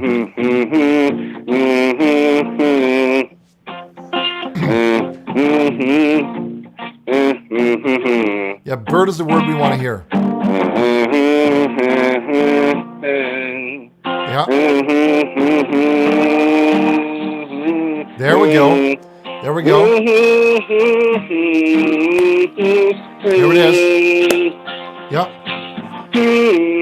Bird.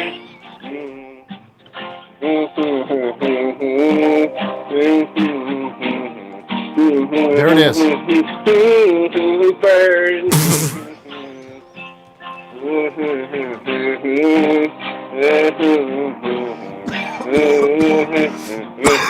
Okay, all right. I'm gonna stop you there. I'm gonna stop you there, Ryan. That's it. I think that's what you want to work on. I think. Sorry, I had a cough there. I think that's the part of the song that you really want to work on there. You're gonna want to have that. You're gonna want to have that bird part on the track. Okay. That's the part. That's the key. Yeah, that's the part you're gonna want to have on the track. Awesome. Yeah, the Thank other you, parts. Richard. I think I'm gonna have a hit. You know what? And when they're shooting the music video, and then you're shooting it in the studio, like you're in the studio, and there's the producer is just pretend, and he's going like, we got a #1 hit. You know what I mean? I want you to think of me because I helped you make that hit. Okay. Absolutely. No, we'll put your name in the credits. There it is. Thank you. What would I do without you? Thank you for your call, Ryan, and thank you for your song. We always love them. Thank you so much. My pleasure. Thanks for having me on. I really liked how he did that bird song. I really liked how he said, when he said I'm the bird. Like I think that's the song, really. Hello, caller. You're live on the program. Welcome to the show. Hey, how you doing, Richard? Welcome to the program. What's going on? Well, my name's Curtis Crouch, CEO of Dad's Cream Soda, and I just wanted to congratulate you because you are a lifetime supply winner. Of what?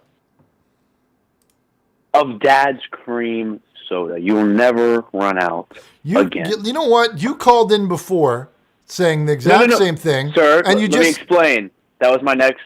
No, sir, if you will. Okay, well, go ahead. The reason I am calling.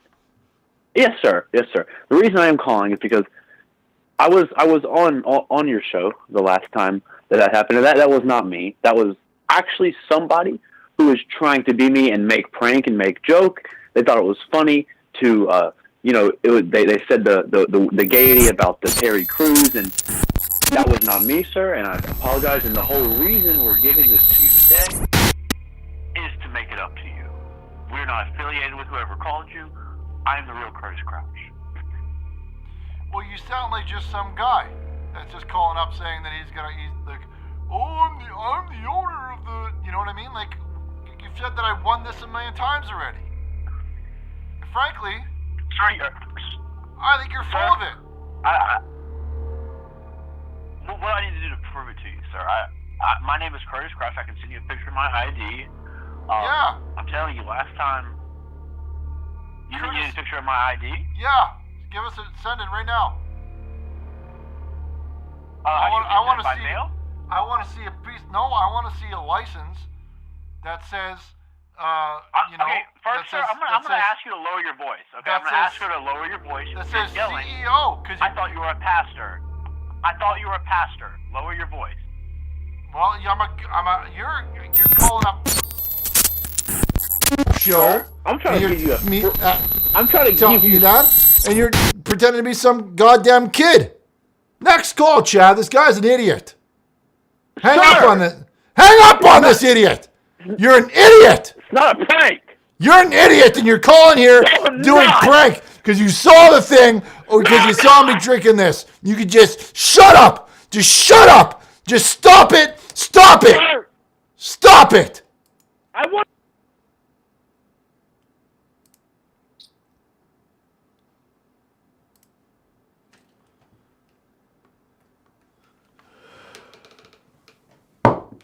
And now I'm in a bad mood.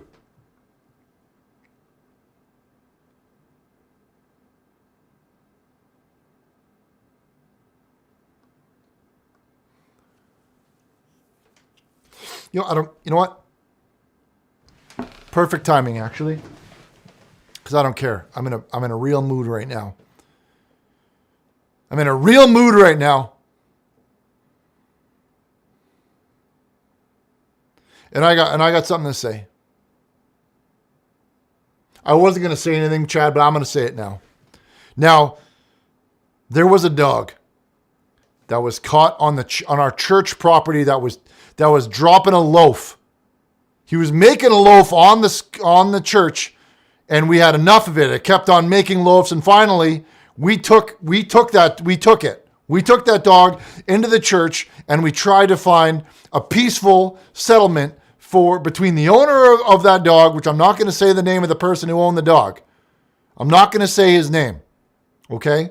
I'm not going to say the name of the person, but his dog was in possession of the church until he showed the proper documentation he could get the dog back. Well, he never came to show the document. He never came to claim the dog. And I wasn't about to buy dog food, and Chad wasn't about to start taking care of this dog. And none of this matters. The dog is dead. The dog's dead.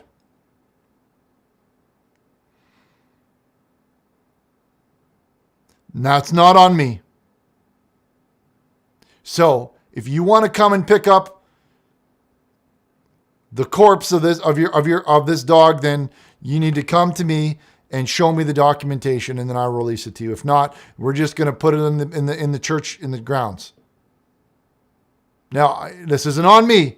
This is on you for not coming to present the documents. I'm not owning any of this. So the dog is dead, and that is on you. Next call.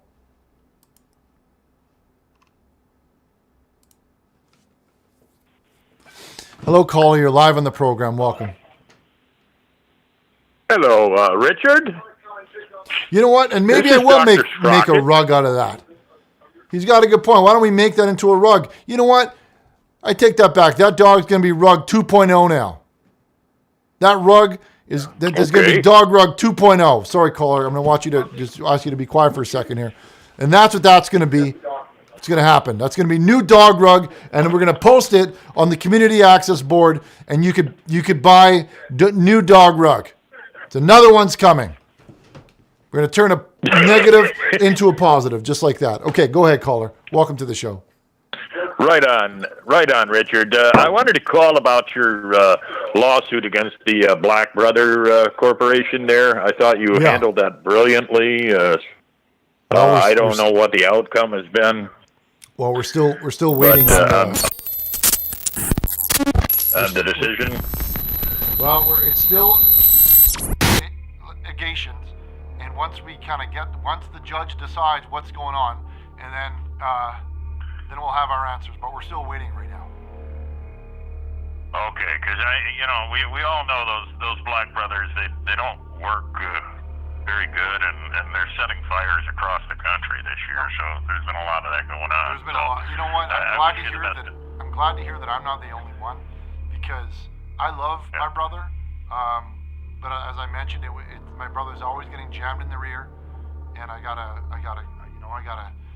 When it does, I have to turn my brother on, and then I gotta put my hands in the rear and sort out what's going. And then it gets hot, and there's this smell as well. And not to worry, like I mentioned, it's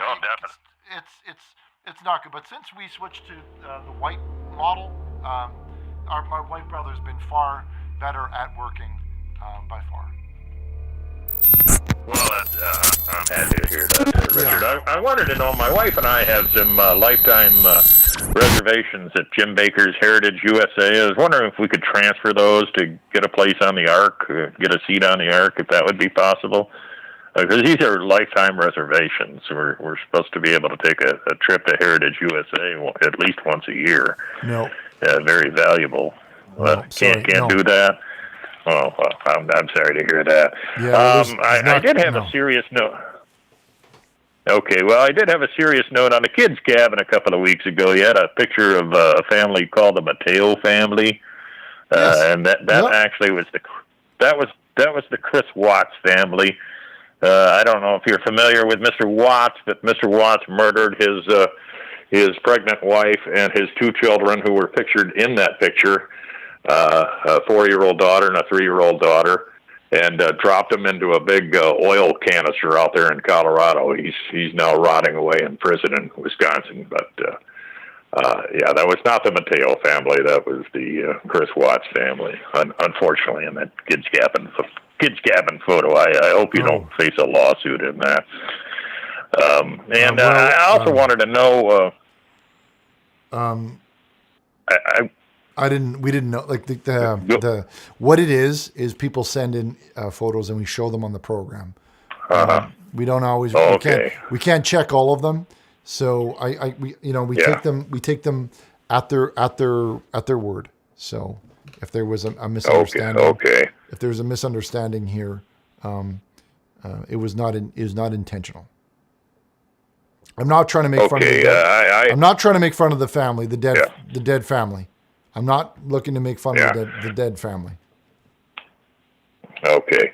Apparently, you don't want to discuss.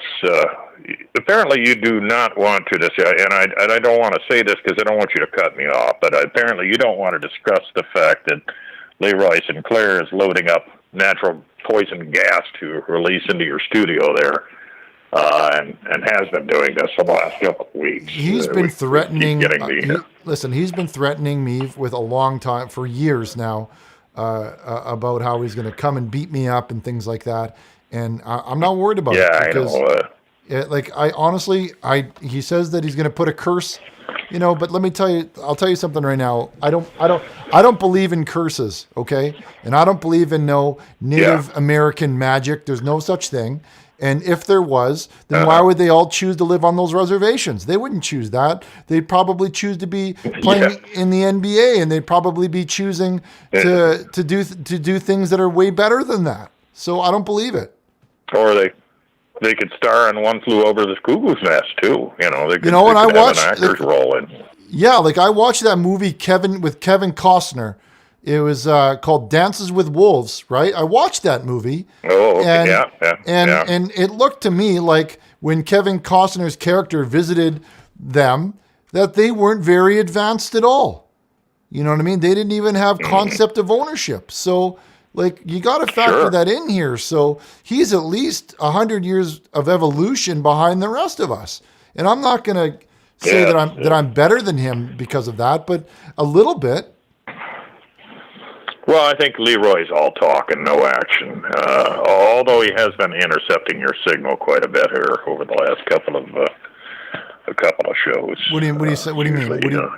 What's that supposed to mean? Well, he breaks into your signal 8 or 9 times every time you're on now, and shows that he's got the gas compressed, and now he's going to release it into your studio and murder both you and your partner Chad there. Yeah, right. Just like he's pounding down the beers, and he's got a camera that's behind you and behind him too. And so we get to see you from a different angle. We see you from the back when that pops up on the screen there, and he's got a 3-stage Tomahawk Operation Tomahawk program getting released to release this gas in your studio. So you might want to be advised. And then my refrigerator is also running, and I better go catch it. Yeah, right?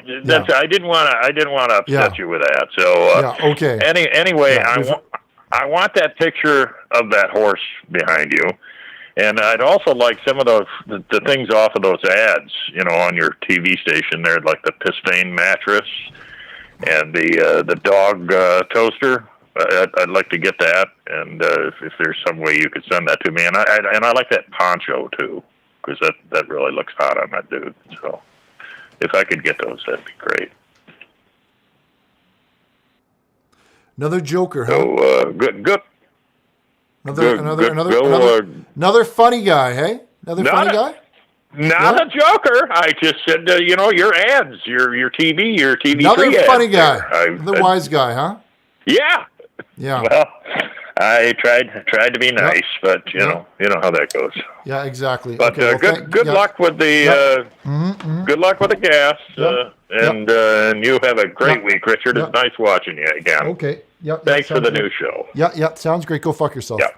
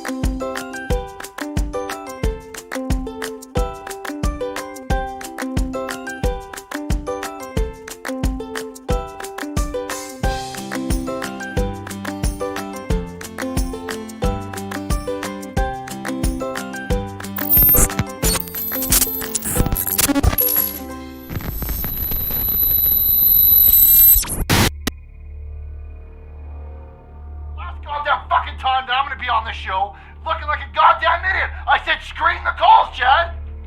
Screen the fucking calls. So you can either screen those calls or you can find yourself a new job.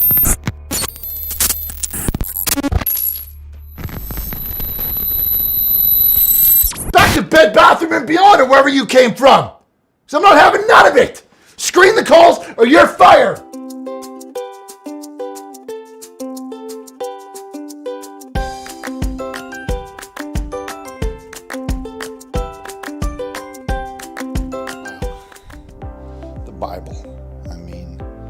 What a magnificent thing.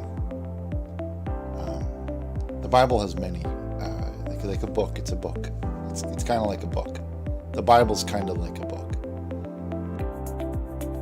I literally go to the Bible for answers to everything.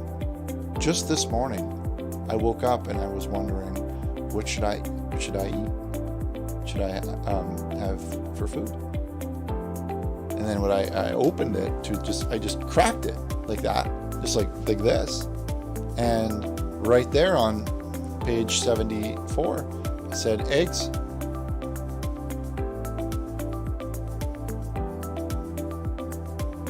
I had eggs. Now sometimes people say to me, Richard, you spend a lot of time working. Do you ever have any fun?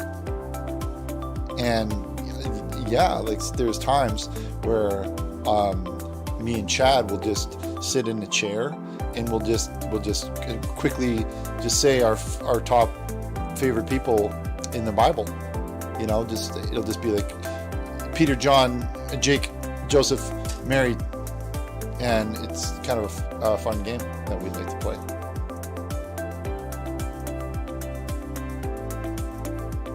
Another good question is, how many people have Bibles?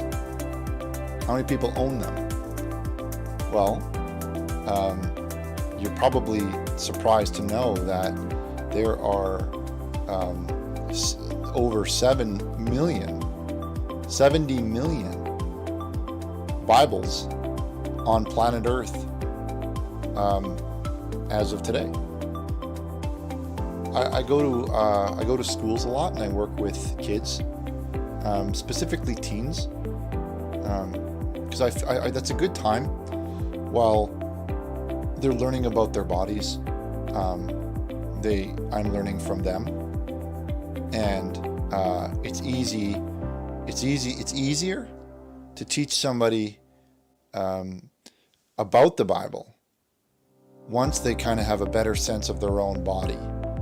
And their bodies are changing, and there's new things that are happening in their bodies that are new to them. And it's a great time to show them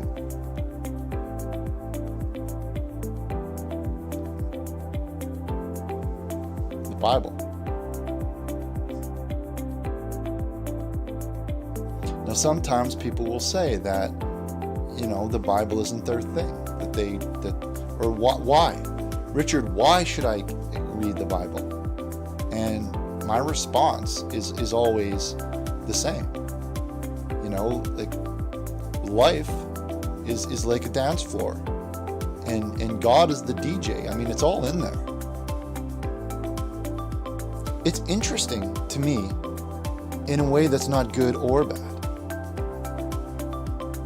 Imagine all of the things on the earth and outside of the earth, like all of the things everywhere. If you could imagine how big that is, and then to take all of those things and almost like a zip file, you put it into a book. Now, imagine you had a Bible, and you were to take all of the characters, the people from the Bible, and all of the events from the Bible, and you take them and you put them into a bag.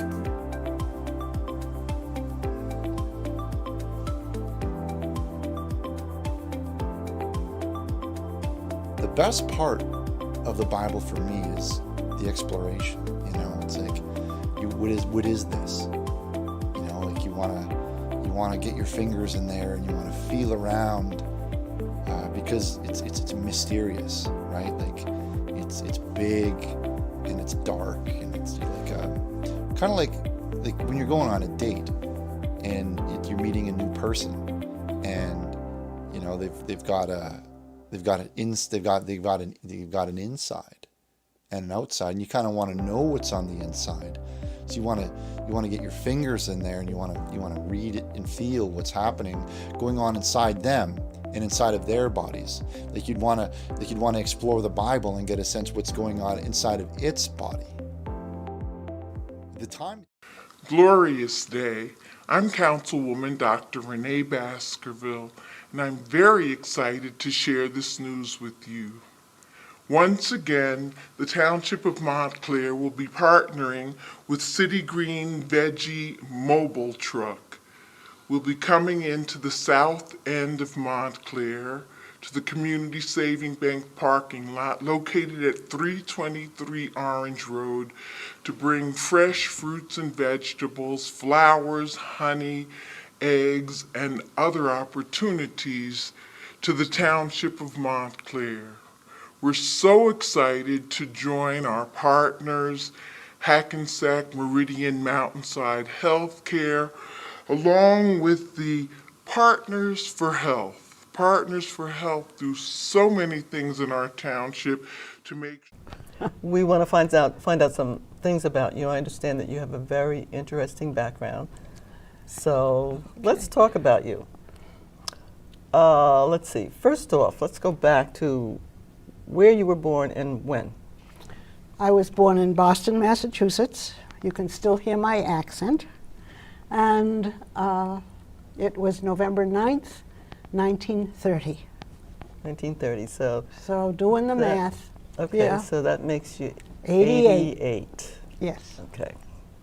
Good age.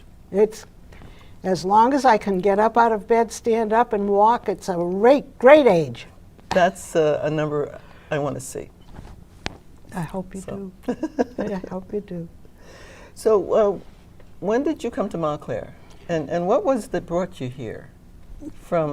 Did you?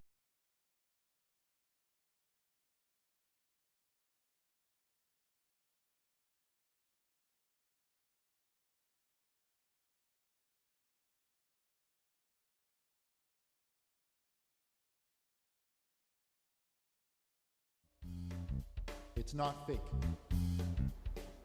It's faith. This is faith.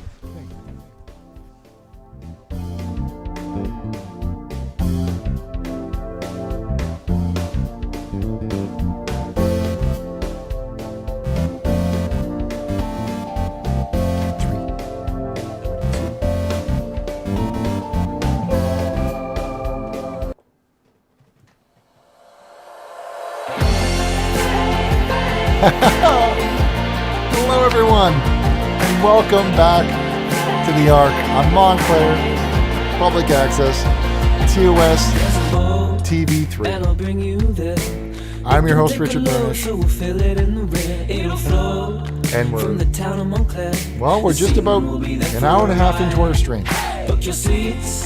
And I want to thank everyone for hanging out tonight. Our prayer lines are open at 1-909-345-6434. So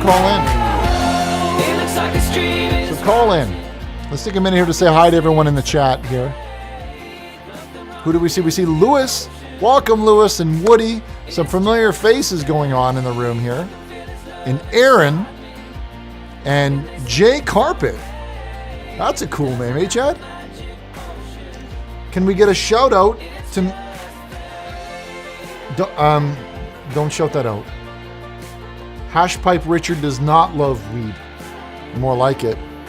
And Cole Dean, ladies and gentlemen, Cole Dean's still in the room. I'd like to take a minute and acknowledge Cole Dean. Thank you for hanging in there. Monica, thank you for hanging in there. Travis, good to see you. Daisy Days, and she's got the green. And Unstoppable's got the green. Welcome back, everybody.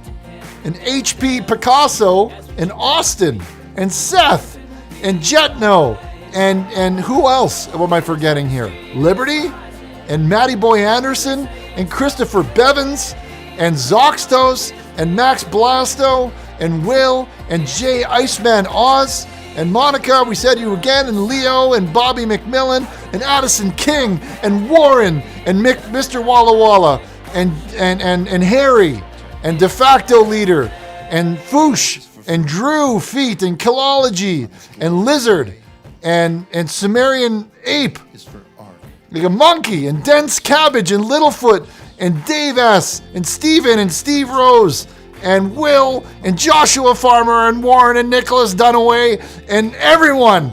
Welcome, and Red Baron 710, and Weeb Rat 94, and I'm doing my best to keep up here, Chad. I'm doing my best, and Dio Fist, and the Champ. Good to see you, Champ, and Rex, and Daniel, and Eli Moore, and a Space Monkey. A Space Monkey is here still tuning in. Good to have you, and Harvey P, and Honor Necris, and Steel Rose, and Matthew Gomez, and Phantom Works, and Nestor. I could go on forever. Thank you guys for hanging in here, and Nick, and Woody, and Micro App. Oh, out of breath. I'm out of breath. Faith. And also, let's take a minute here to acknowledge everybody at home, watching at home. Jacob, that's disgusting. Kick Jacob out, please. I don't want that type of language on here. Let's take a minute here and acknowledge some of the people watching at home that don't have an internet at home, and they're watching and they're sending in their faxes. Let's take a minute here to address some of these here. Let's say hi to everyone watching on C-band on Montclair Public Access.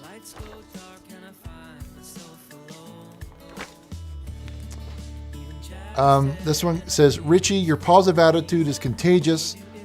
I think I'm going to take a life by the hand and slice into it.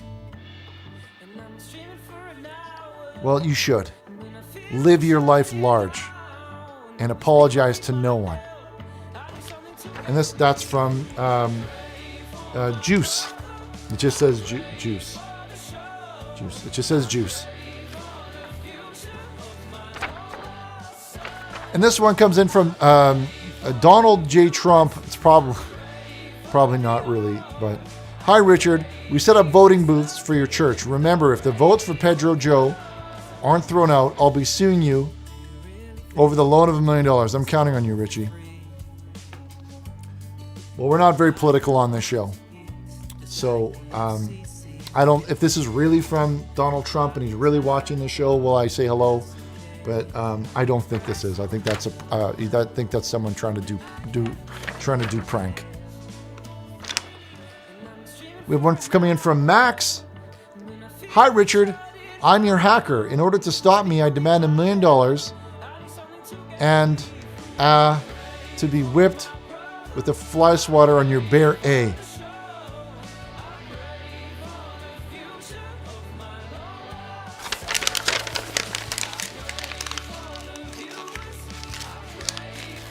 Curtis, we both know that that isn't true. Now get your message off my screen right now because there's sponsors here. This is sponsored by C-SPAN and Local Prayer. So get that filth off the god darn screen. Colby. When I say Colby, I mean that basketball player, Kobe Bryant.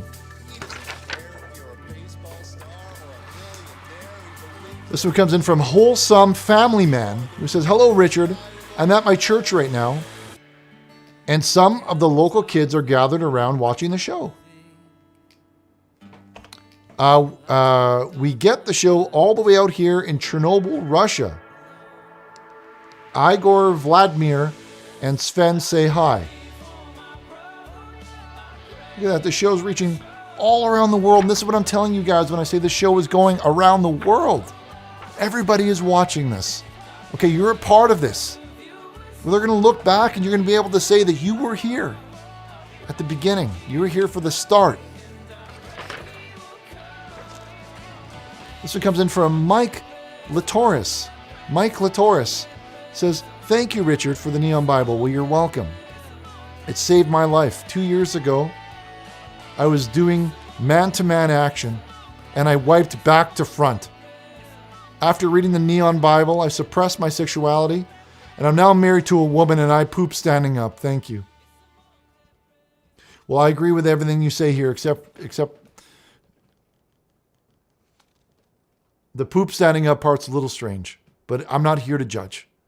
Everyone's body is different. Maybe maybe you have a medical part of you that makes you do that. But everything else, Mike, I agree with. You know, you're on the right track, and I'm glad that I put you on the right track. Mike Horan says he was here since 2011. Mike Horan, that's a long time.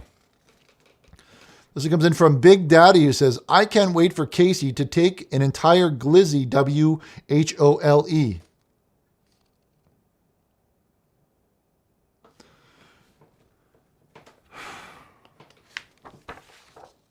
What is glizzy? What is glizzy? They keep coming and I say glizzy. I don't know. Okay, we'll Google it. I don't want to say it if it's not something. And another one that came in here from Steve Hammond, who says, "Up here in Latuque, Quebec, Canada." Well, hello to everyone watching in Canada. We had Russia. Now we're talking to the Canadians. Thanks to you, Richard. I can live another day. Chris de Tabernac, Disti another day. God bless. Chris de Tabernac, Disti another day. God bless. Well, I'm not sure what that says, but I think I can read between the lines, and you're welcome. What is why are they saying what is glizzy? If somebody could tell, just type in what that is. Thank you. It means hot dog. Well, why would you just say hot dog then? Why do we all need new words for everything? Okay, this one comes in from Alexi. It says, "Richard, your show made my dad take away my waifu Fatuba from me. Me and my fully hectic bros are going to come to Montclair, rip out your eyes, and shove them down your pants so you can watch us kick the dad's cream out of your AH. I don't think you will, because I don't think you got what it takes."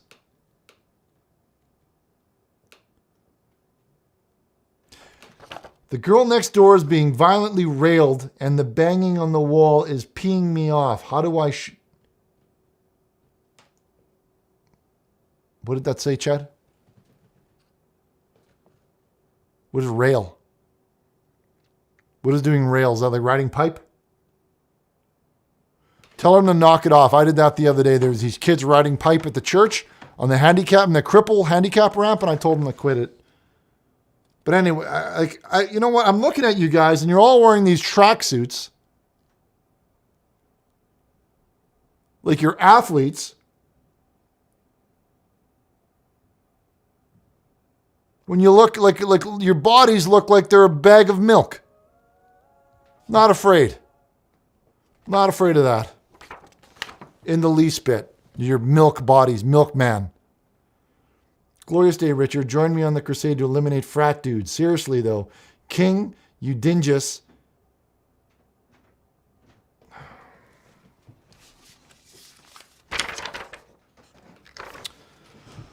This comes in from Source Engine, who says, props, physics create props, watermelon 1.mdl. And it's a high resolution 3D model of what appears to be like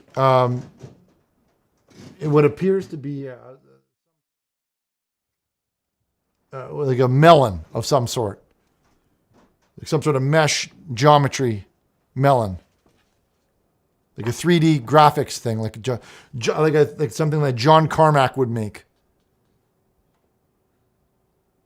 Well, I don't know what to make of this. It's on an artistic level, I can appreciate it, but conceptually, I don't understand what any of this is. Let's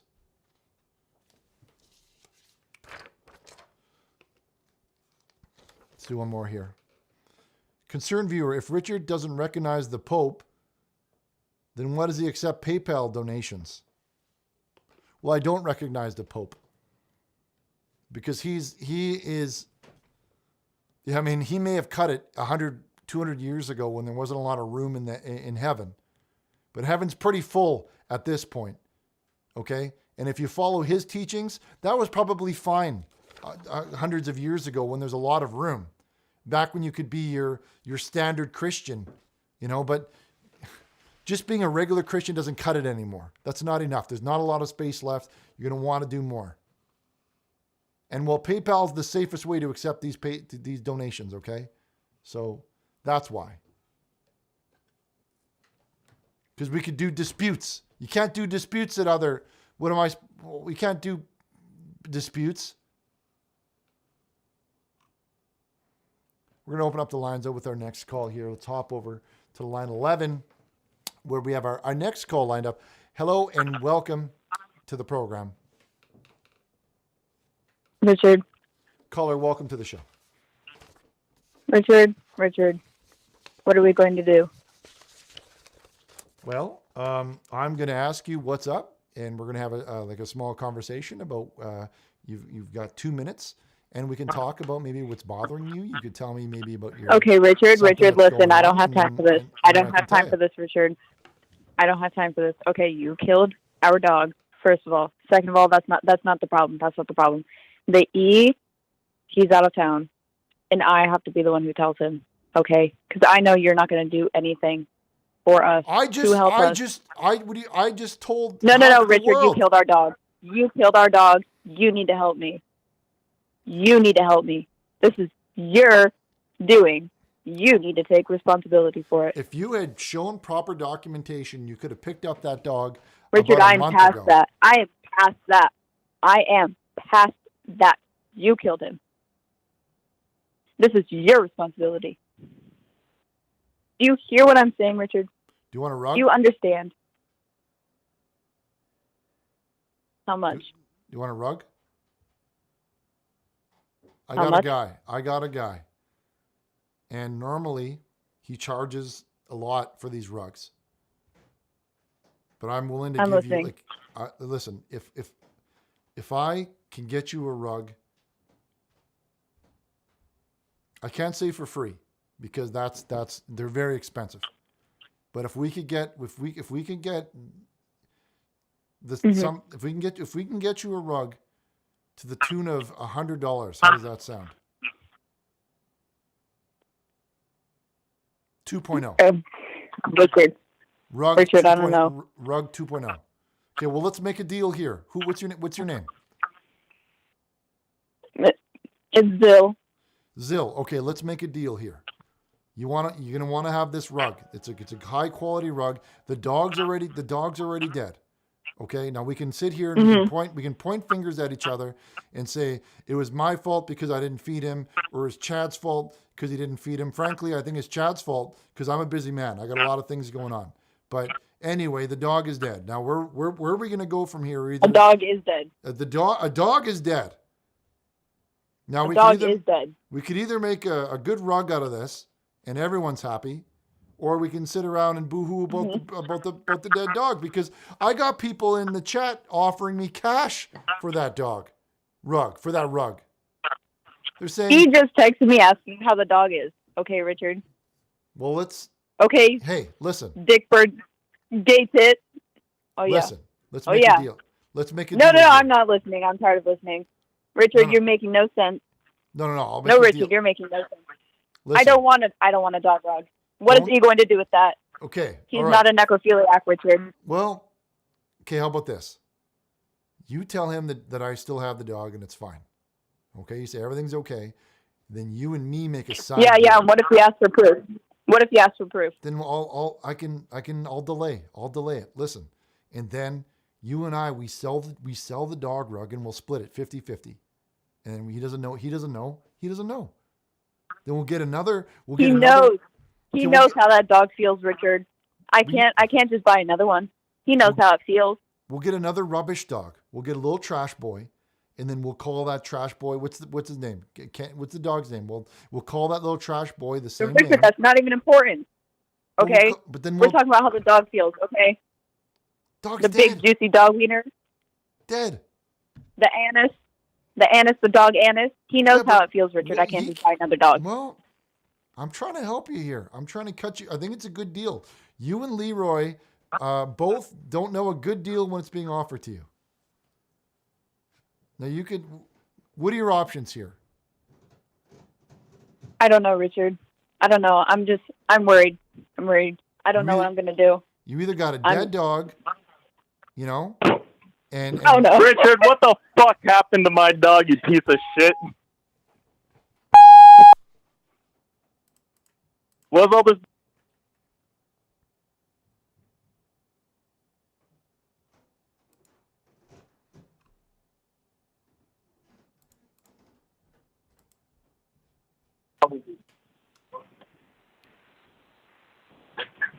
Hello?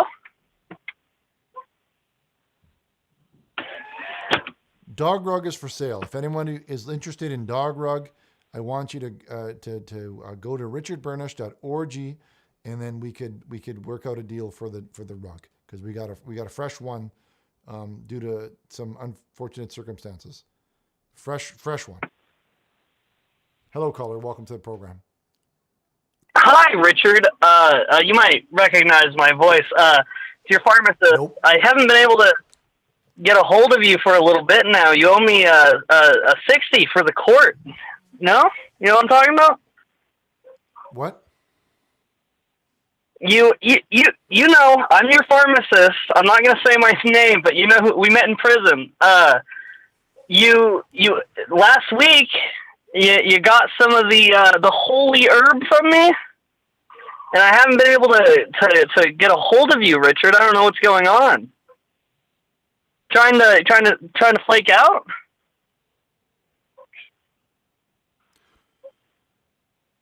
You say pharmacist. Richard, I'm your pharmacist. You know, the one you come to my house, not like no Walgreens pharmacist. You know what I mean? But yeah, you know, you get that green sticky from me. You know what I'm talking about? No. No, you don't. Richard, man, don't play with me, dude. I got people. I know where you are. I know where you live, man. You need to get me the money you owe me for the holy herb that you bought from me, Richard. I don't do drugs. They're pharmacist. I've never done drugs a goddamn day in my life. They're going to call me up and say, you owe me money? Get out of here. Richard, I didn't want to have to call your show. I know it's everything you've ever wanted, but I had to because you owe me money, and I didn't want to expose you, but he does drugs, chat, he does drugs. Mike. He owes me money for his addiction to weed. He bought weed from me. He has for the past years and since he got out of prison. I met him in there. I've been his pharmacist for years now.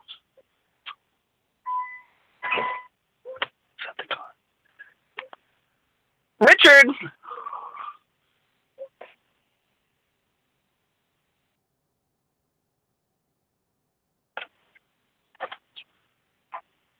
Oh, hello? Sorry, I wasn't sure if you were done your script yet. No, go ahead.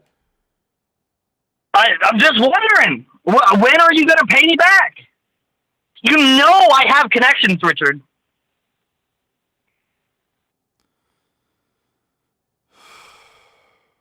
Chad, hang up. This guy's a... No, Chad. Chad, don't. Don't, Chad. I need my money. Richard. We'll be right back.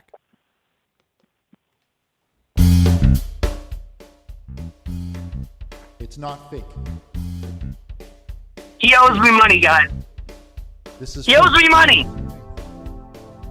He owes me so much money. I need the money. Oh, I need the money. I know some big people. Richard, I'm gonna get some people on your ass.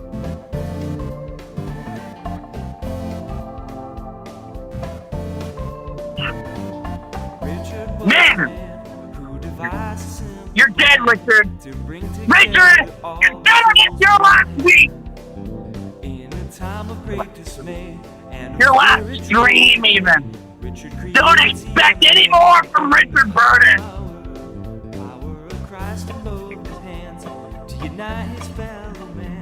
He was soft when he was young, but now he sees. God will help you understand, so you need to be a man. Don't be weak, just be like God and have a plan. So step out into the yard, spread your arms, let down your guard. Think of Jesus, it's not hard, you're on the ark now. Only some souls will be saved, to the big user's dismay. Richard's come to save the day, so board the ark. Neon Bible is the truth, bringing Jesus to the youth. Even adults need some help to hear his call. The Old Testament is old, that's why that word is in bold. It don't talk about our modern world at all. 10 Commandments were okay when they're written in their day, but in our crazy world we've lost our moral life. Old Bibles only tell of outdated paths to hell. It never says thou shalt not plow thy neighbor's wife. So step out into the yard, spread your arms, let down your guard. Think of Jesus, it's not hard, you're on the ark now. Only some souls will be saved, to the big user's dismay. Richard's come to save the day, so board the ark. Step out into the yard, spread your arms, let down your guard. Think of Jesus, it's not hard, you're on the ark now. Oh, Richard! Amazing song. Hello? Hello? What's up, Richard Burnish? What's going on? I can't turn my fucking microphone on. Fuck yourself, Richard. What the fuck is going on?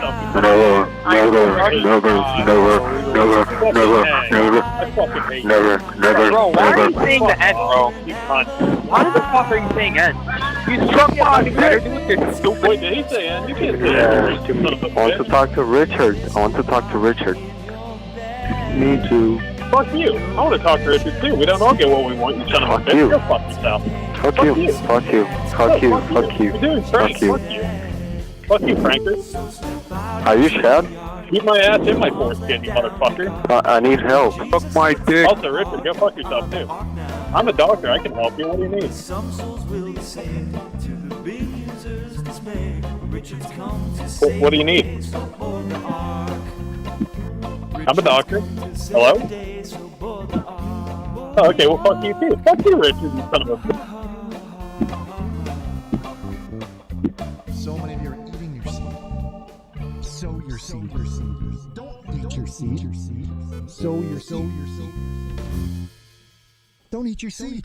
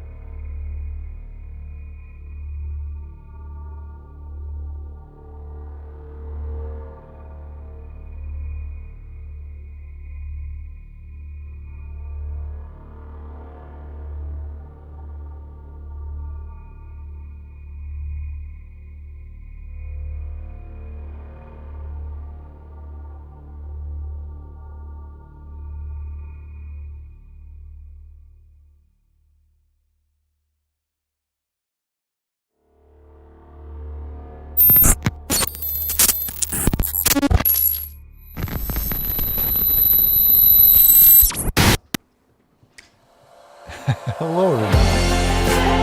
Welcome back to the program. All right, and we're back. There's a boat, and I'll bring you there. It can take a load, so we'll fill it in the red. It'll flow from the town of Montclair. Wow, look at the time. It's almost time to wrap it up for the night. We have a few more faxes we'd like to get to, maybe one or two more calls. And we're going to have to say goodnight.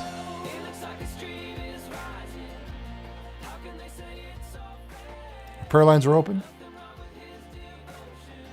1-909-345-6434.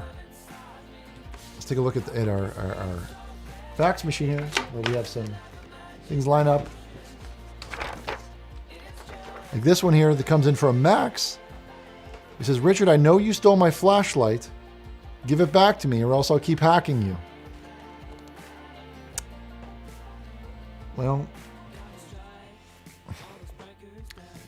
we've yet another practical joker here. And I suspect he won't be the last, so.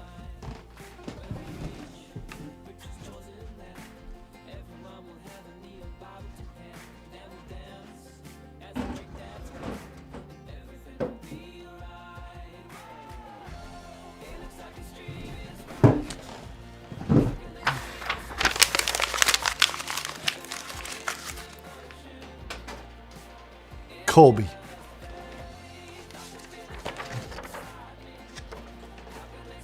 Comes in from Monica, who says, good evening. I would like to donate some antique vases to your Ark. They are very uplifting vases. Flowers aren't included and are easy to use. They are very unique in shape, and you can find them and you can't find them in a regular vase store. Well, thank you.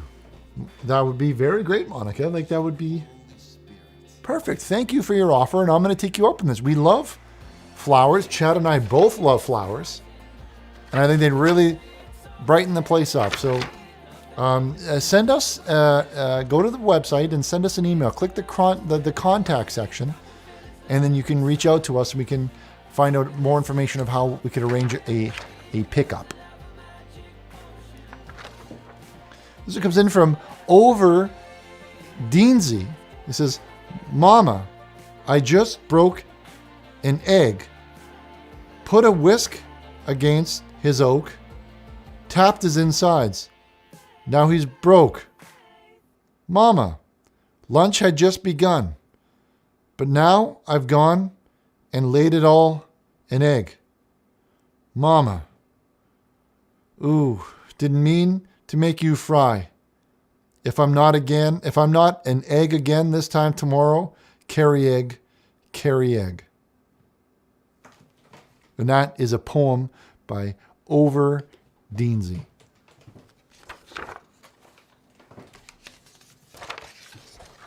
That was a good one. Joshua says there might be a genie in one of them. You know what, Joshua? It does look like that, doesn't it? It looks like there could very likely be a genie in there. If you just do a bit of a rub on it, who knows what could come out.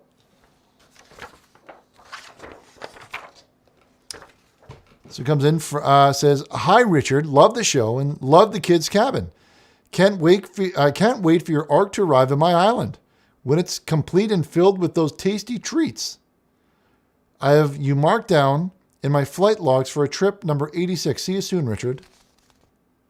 Well, we'll be making stops all around the world. All around the world. So maybe we'll see you. Maybe we won't. But we'll try and save as many as we can. And write me down as number 86. Well, I'm not sure the significance of number 86, but it looks like a nice place. It really does.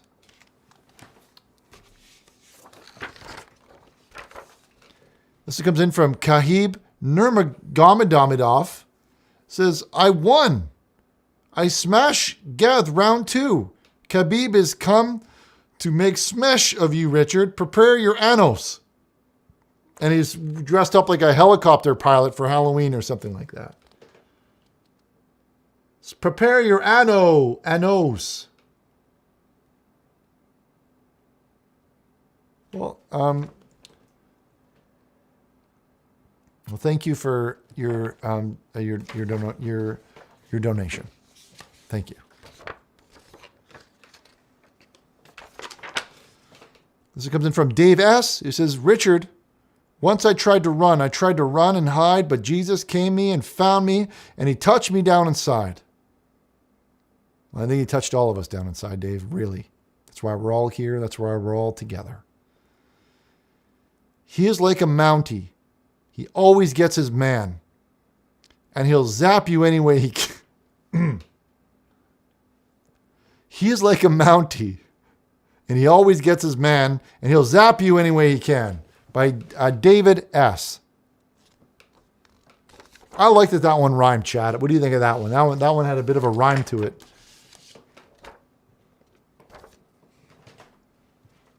The Great Old One says, "This stream was garbage. Last week's was better," and then he does a middle finger. Thank you for that. The Great Old One. I'd like to encourage everyone to tell the Great Old One that his opinion is been heard, and we'll do everything we can to make this show as good as we can, like last week. We want nothing more but to restore the Great Old One's faith in Christianity. It means a lot to us. Don't give up. Don't give up just yet, Great Old One. Don't give up.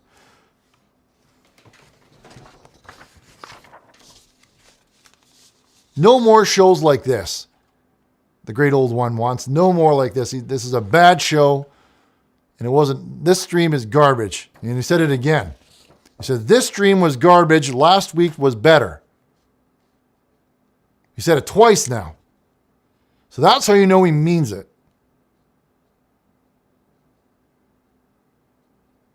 He said a third time there. He says, "This stream was garbage. Last stream was better."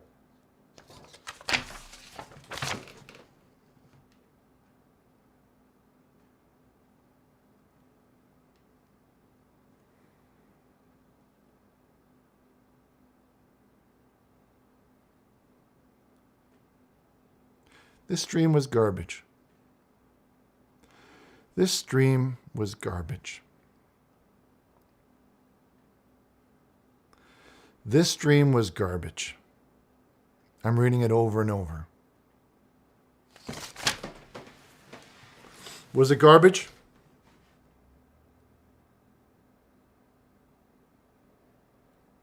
Was it garbage for anyone else?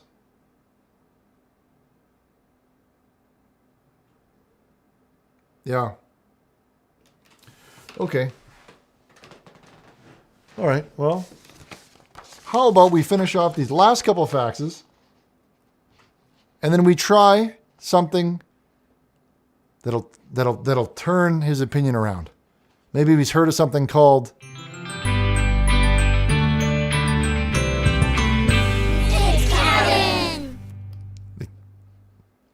Maybe he's heard of something called the Kids Cabin. Maybe. Will Mansell's this stream was garbage. There's a lot of people that think this is garbage. Well, let's just do a couple of these and then we'll do the Kids Cabin and try and save it. So it comes in from Ian, who says, you know what, Richard? I'm still going to dress up as Jesus. I can be whoever I want to be, and Jesus will still love me for it. Well, that's your opinion. But whatever. Personally, I think you're just jealous that I can pull this look off better than you. I don't think so, because you look like Kenneth West in this picture. You look like Kenneth West wearing a wig. I don't, you know what? Colby.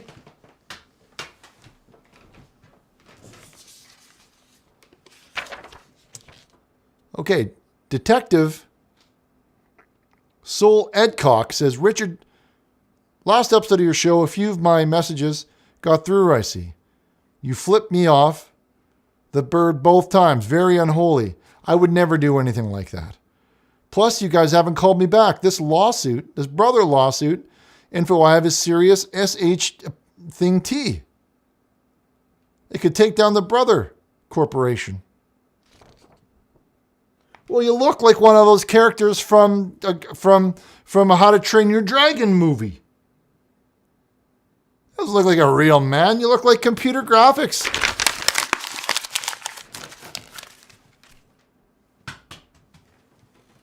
Colby.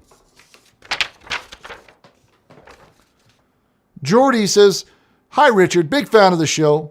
Could you please do a prayer for me? I'm currently on the toilet in a lot of pain because my TURD has gone sideways and has gotten logjam. Please pray for me, Richard. Okay.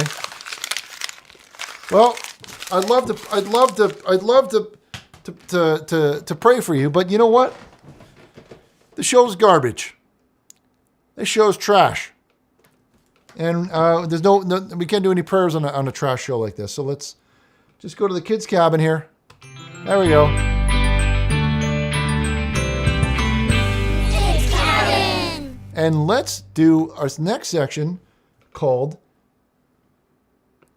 the kids' cabin.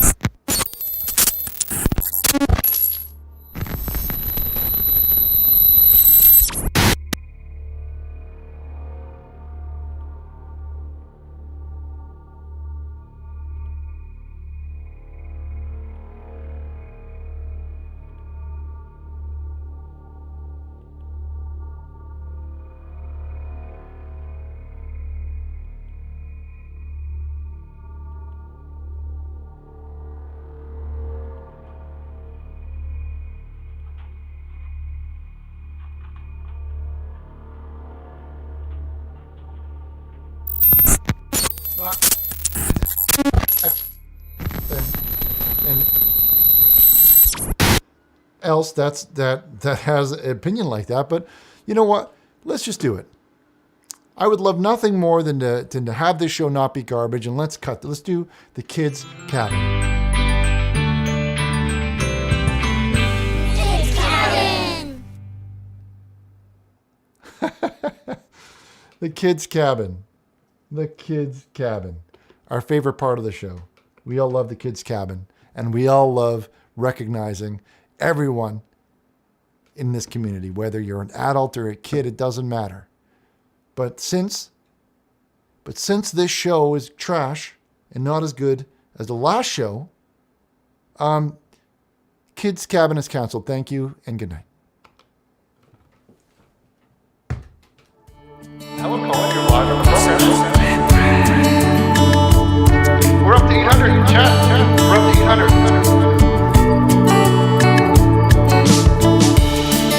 The camera's off and the brother's out of ink. The lights go dark and I find myself alone. Even Chad is sad and I think it's for a reason. All of you in the chat, but it's like no one's there. And I'm streaming for an hour, and when I feel like shutting down, when these people need my help, I need something to get me through.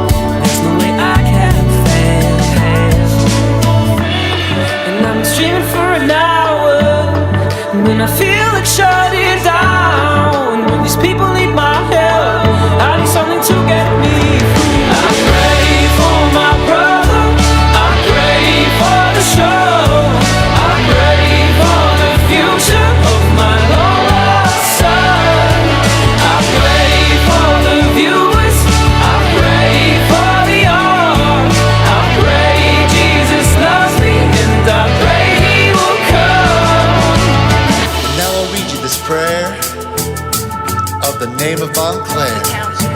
Every time you feel that your life isn't fair, just know that God is upstairs. He doesn't care if you're a baseball star or a millionaire. He believes that you are the world's most valuable player. When the camera's off and the brother's out of ink, the lights go dark and I find myself alone.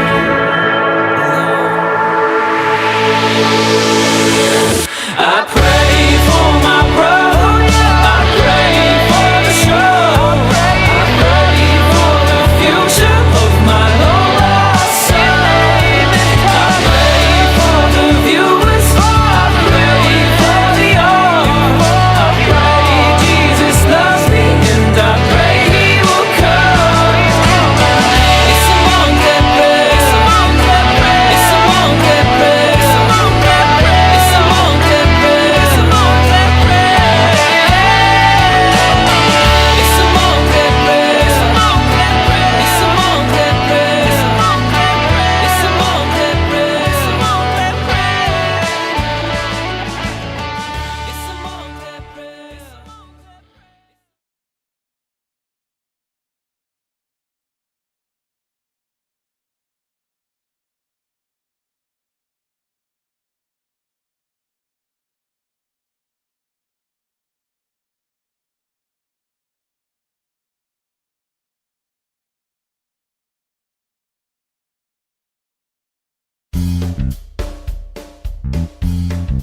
It's not fake. It's faith. This is faith.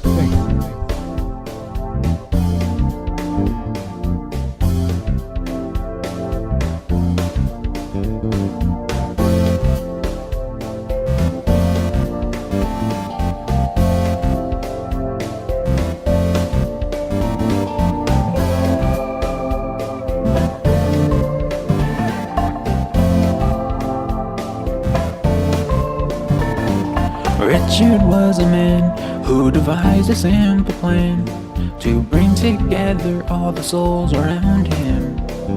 In a time of great dismay and of spiritual decay, Richard created CMA to gain the power of Christ in both his hands to unite his fellow men. He was soft when he was young, but now he sees God will help you understand. So you need to be a man. Don't be weak, just be like God and have a plan.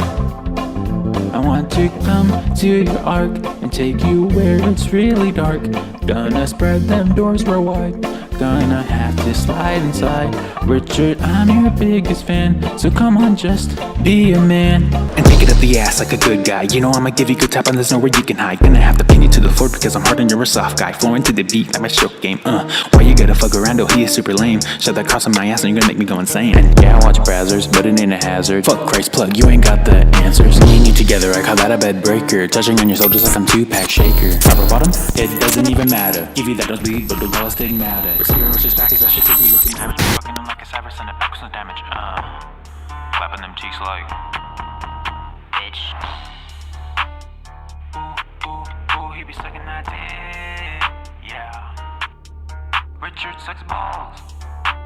Don't want you to go far away from me. Just want you to get down on your knees. You do be looking pretty lean. Now we ain't sipping on that cream. Fuck you, bitch.